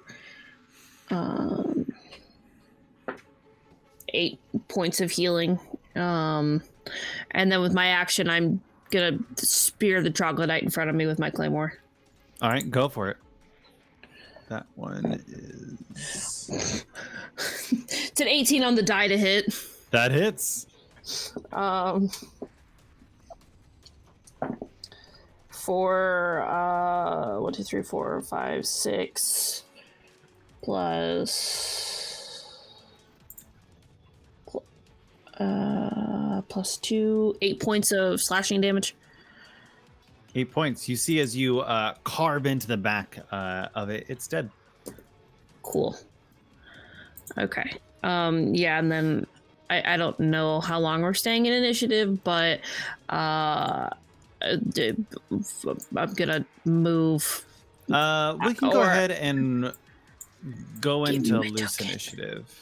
Sorry, Give me it my popped in- token back. It popped into Kreia's turn. Here you go. And then I'm gonna go over here to tend to both of the centaurs. He looks up to you and goes, "Thank you." You're welcome. I may have made that worse on you. But I have this horn. Because You must names. have. Yeah, Hukar said us. Yes. Not Horath. Hukar. Hukar. That's right, because my brain said hooker, but Hukar. Hooker. Hooker said Hukar us. gave that to you. Yeah. He said to blow it when I found you, and they would come for you. And I blew it, and now my friends are in the hallway fighting more lizard trog things. I hate the word troglodyte. It makes me so mad. I don't know why. I appreciate it. My name is Kulak. I am son of Hukar. Hang on. I lost my mouse. What is happening? I don't know what you're doing. Oh, there we go. My speed. The speed on my mouse is about a bazillion times faster than it should be. I'm not speedy. How do you spell that name? That is Kulak. Kaluk. Kaluk.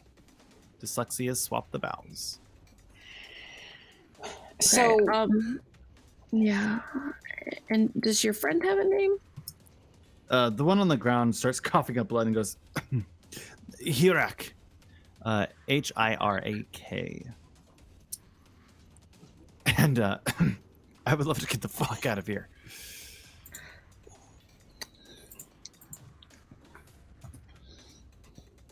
Danny, go ahead. I am going to go ahead and run up, and I'm going to cast Cure Wounds on the last Adrian? on Adrian, actually, because Adrian is like really hurt. I'm going to look down at the guy and go, "I'm really sorry. We'll get you out of here. I got to take care of my friend." So that is going to be. I'm just going to click it. I'm just going to do it in Foundry. Full Nice. healing, 10. So you take 10 points of healing, and then and then Randall, would it be safe to say that we heard Kreia talking in the hallway? I was speaking very loudly with the intention of it being At the point audible. that they were, yes. Not the brooding parts. They're a little further deep for that, I think. But I think I don't know what happened to Cal and Kreia, but I heard Kreia talking to somebody. We need to follow them. I don't know where they're going. I don't even know who was talking to them. They sounded very intelligent, or at least the kind of person who thinks they're intelligent. I know a lot of those. And I'm gonna take off down the hall. Cal? So I hadn't gone yet, but Uh-huh. Cal, when they move up to follow behind Kreia, since all of the enemies had been killed at that point, they are going to throw 2 of their arrows into the room where everybody is. And if anybody looks up to them, they're going to be like, wait a second, and not say anything. And as they go down, they're gonna continue behind Kreia and the sentient troglodyte at a little bit of a distance, at essentially the same distance that they were before, so like 15 feet back or whatever, and they're gonna continue to drop arrows as they go. Okay. Tati? Because I know that we're all like tied up in here, and I don't think that I would actively be able to. I mean, could I like passively perceive that? Perceive what? Cal throwing arrows and thing. Yeah, you guys see. I think I would think Cal would kind of look into you and like see, like hold up an arrow and just like put it on the ground and like continue moving in. I think that would. Okay. Yeah. I just wanted to make sure because I know that with the 3 of us we're all tied up, and of course Kreia's like trying to save all of our asses. Randall, can you put a loose initiative back up into the mechanical side of Foundry, because I can't get back to Kreia's token, so I literally can't see where they are. I can either be on one token or the other, and it won't let me get back to Kreia's without having an initiative up where I can click back and forth between them. Oh, can you do that on the actor scene? No. That's strange. Yeah. The actor part only brings up my character sheet. Even if it's just like with just Kreia and Adrian, just because I cannot see Kreia right now. Thank you. There we go. Perfect. Covered. Yeah, I think when I see the arrows get thrown in, I stop in my tracks, just kind of like I skid to a halt and look back at Tati and Adrian with kind of the understanding of like, okay, they're telling us to hang back. And so because same like with you, Tati, I kind of see it land at my feet, look back at you, and kind of have that moment of like, okay, we're gonna take a moment. You guys are freshening up, getting ready for everything. Cal and Kreia, you continue down, following the trog, larger trog. who pulls you back into this throne-like room, and he sits upon this big, large stone throne and sits down and goes, okay, where were we?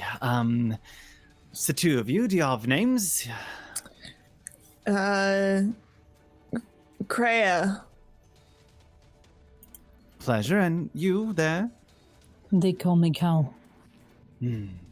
Nice to meet you, though. My name is Romeo.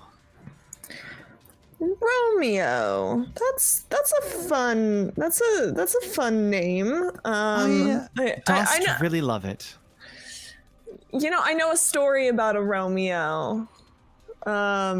It's a. Well, I hope it ends well. Oh, it has an appropriate ending. Fascinating. Prithee, would you give me this chance to play a little game? My companions here don't seem to fully know what's good. What kind of game we talking? Like Trivial Pursuit? You're so funny. Very close. See, I will give you 3 riddles, and if you pass all 3 of them, then I can let you go and take the food for dinner, for whatever you need them. Okay. Well, I'm glad it's those two down there with that guy. Oh shit! Nope. You know what? Okay. Yup, I'll take you up on that. Riddle. I will solve your. We, my friend here and I, we will solve your riddles 3. Oh, that was clever and brilliant. I really like you, Kreia. So, first riddle. Mm-hmm. What becometh harder to catch the faster that thou runneth?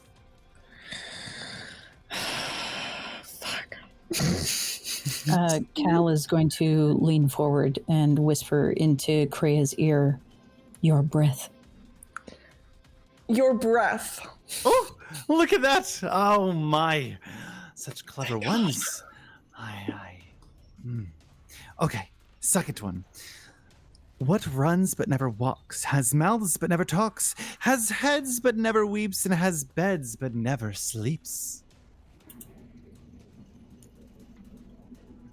I'm gonna A river. A river? Okay, not what I was thinking. I'm glad someone out of character. I'm really glad you know these because I'm Evelyn bad at riddles. Kreia probably enjoys a riddle. Yeah, Evelyn, me and Tipsy not a over riddler. here, like, yeah, me and Morgan, me and Vine just going, oh my god. I'm putting my guesses in our Video Ninja chat. They're a riot. A river. Rabbits. Slams his fist. It goes, yes. I see. I missed the answer. I'm sorry. What was the answer to that one? A river. Oh, I didn't know. I see that you are quite intelligent. I thought I would best you with that one. Perhaps I need to up my game. And that's where we're going to end tonight's session. Somewhere in the other room, you just see Tati and Diana going, what is happening? I need the last riddle. Mostly so I can guess it horribly incorrect. Yeah, well, you and I both thought flowers for the other I one. Even also though thought flower. And, good. and I'm glad I didn't say something. I'm glad that I held I'm off. glad Churdy's there. I'm so Yeah, I'm seriously, so glad you're here. Thank God for Churdy. Everyone, please put cows in chat. Thank God for Churdy. Cows in chat for Churdy. Cows in chat. Listen, Buddy, I'm sitting I'm gonna over spend here 2 like weeks rivers researching don't have riddles. heads. I was Yes, like, they head do. of a river? They do. Rivers do have heads. The riverhead, yeah. Oh God! You see, It's when the opposite end of the mouth. Okay, because why did I think mouth with flowers? Of course, I heard beds and went flower beds. And flowers, I guess, don't run either, do they? I mean, they spread, but they don't run. Yeah. Let's pick apart this joke backwards now that we're all like, oh, damn it. All right. It was a little combat heavy, so I did want to make sure we ended up on Legitimately, I am going to spend 2 weeks or a week researching riddles. Oh my god, that was a nightmare. Diana, I also 100%. paused it because I definitely need a stronger riddle here for the last one.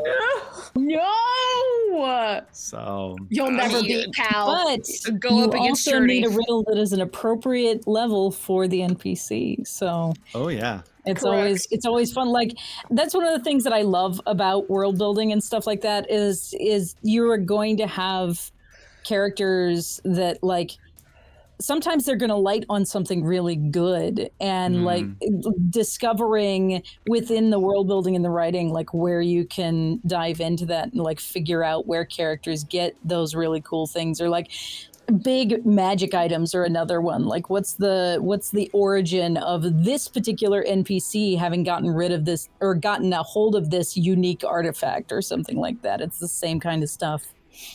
It's fun. Amazing. Absolutely amazing. I'm so excited for next session. I'm I am terrified. too. I'm hyped. I'm It's also super fun to hyped. like have a moment where I can lean into a high intelligence character because Cal is a higher intelligence character than a lot of the characters I've played. So like having that moment to be like, oh yeah, Cal would know this. Yeah, and absolutely Kreia would be like, Cal, what's the answer? Cal, please. Cal, I you're think the I was person I go stoned to who that knows day. I things. don't. I was stoned that day. I'm not sure I was present for class. Did I skip? So Party that night. thank you guys so much for playing today. Let's go around the table. Where can we find you, the Evelyn sometimes? You can find me everywhere at Evelyn sometimes, mostly on Tumblr and occasionally here on Twitch. So come check it out. Come hang out. You can also find me on threads at Evelyn_ sometimes, but yo, fuck underscores. Diana? You can find me at the Tipsy Tiger doing cosplay videos and, well, original character videos, I should say, on TikTok. Support the strike. And you can also see me on Twitch occasionally, also at the Tipsy Tiger, and on Coffee if you want to get any commission one-shots. Absolutely. Tatiana? Hi, you can find me everywhere at Sweet and Laura, no punctuation, no blasted underscores needed. Mostly here on Twitch. I will be hopefully live tomorrow if I remember. And then of course come check it out Saturday for Icewind Dale episode 2 involving 2 the nerds on the screen and a bunch of other dorks as they navigate the frozen north. I want the group name to be Priming Pistons. Trinity Adventures. Hi, my name is Churney Adventures. You can find me just about everywhere, or Churneybug on Twitter if you really want the absolute like stream of consciousness that is my existence. In theory, I'm coming back from hiatus next week, so we'll see how that goes. Super excited to see that. And my name is Magic Sheeb. I'm the DM for today's session and show. You can find me at Magic Sheeb over on TikTok and on Twitch. We very much love that you guys have been here. Thank you guys so much for the support, the gift subs, the biddies, and for all the new friends that came in today, building a queer positive space to showcase the amazingness and beauty of queer storytelling, because that's what we're all about. We are going to head over to Gen Con TV for our raid. So super excited to hop over there today. Make sure to grab those raid emotes as we hop over. Remember that I have a job to do. Remember to be kind, to love one another one, and I can't raid them. Why? Maybe they're not accepting raids. Are they too important for raids? Or are you following them? Yeah, I am. I'm not able to. There are some streams I think that just won't let you raid in. Yeah. Yeah. So Well, I never mind. got another one. Just kidding. JK lol. Ooh, I think that's the first time I've seen the back of that fan. I always do the back. I always fuck up And I'm always doing the back, and I'm like, it just says fabulosa.com. That's Fabulous. so pretty. Yeah, all it is a right. pretty design though. It's good. Absolutely. If you want your own fans, you can go to fabulousawesome.com. And I guess they do fans. They're really good quality. I just like them. Lily Pandas with a gifted sub. Thank you. Oh, thank you for giving. Stream Elements, you're like, fuck this shit. Yeah. Just make them have the emotes. God damn it. Alrighty, grab those raid fine. emotes. We're gonna head over to easy mode start today, playing some Pathfinder, supporting Nice. other amazing content creators. Remember to be kind, to love one another, and as Gypsy said, absolutely support the strike that is going on, because the writers and the people who are involved with creating so many amazing shows, writers, actors, all deserve your support. And we hope that they get everything that they deserve. So we will see you soon.